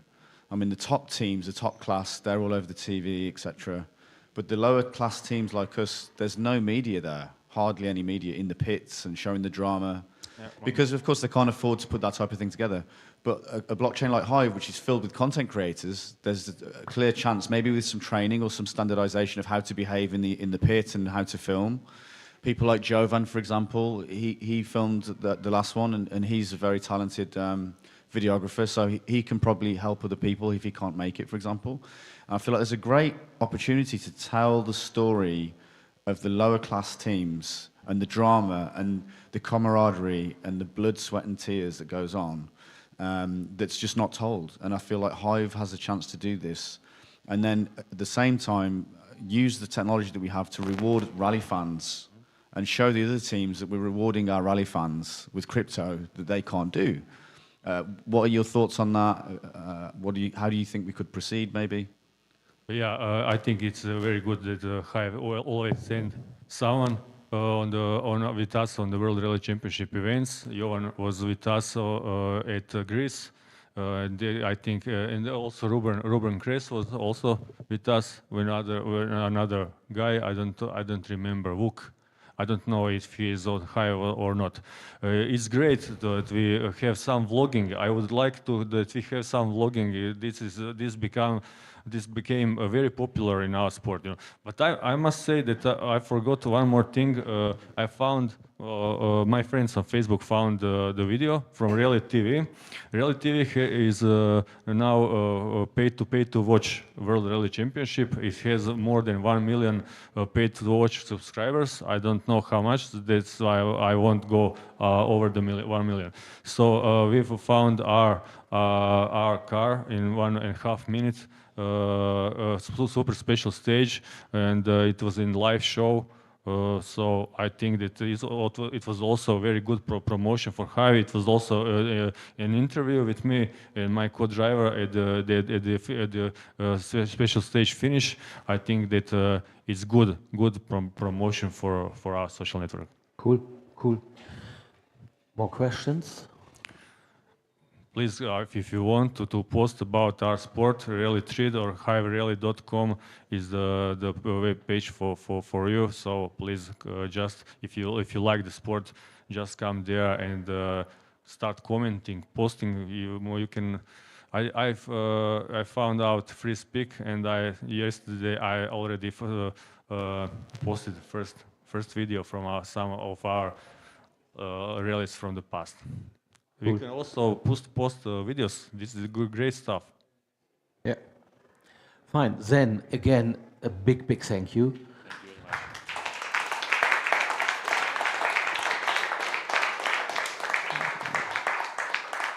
To the man who really worked physical hard, not on a keyboard, but on a steering wheel for Hive. Thank you.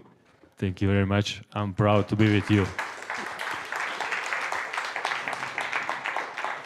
As you might saw in our wonderful Hive app of the event, now we have time for the ping pong tournament. I guess it will take place out there close to the place where we had breakfast and lunch. So heading there, and then again, you might have heard this before, there's a bus coming at 6:30. You can even at 6:20 join that bus to be on a nice seat, on a back row with all the bad boys or wherever you like to sit.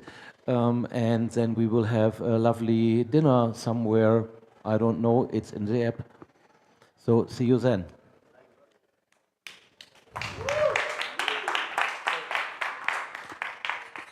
Wait.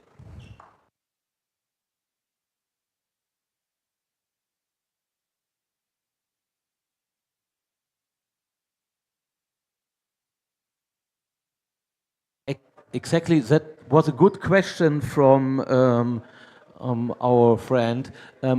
All other activities you see in app.hive,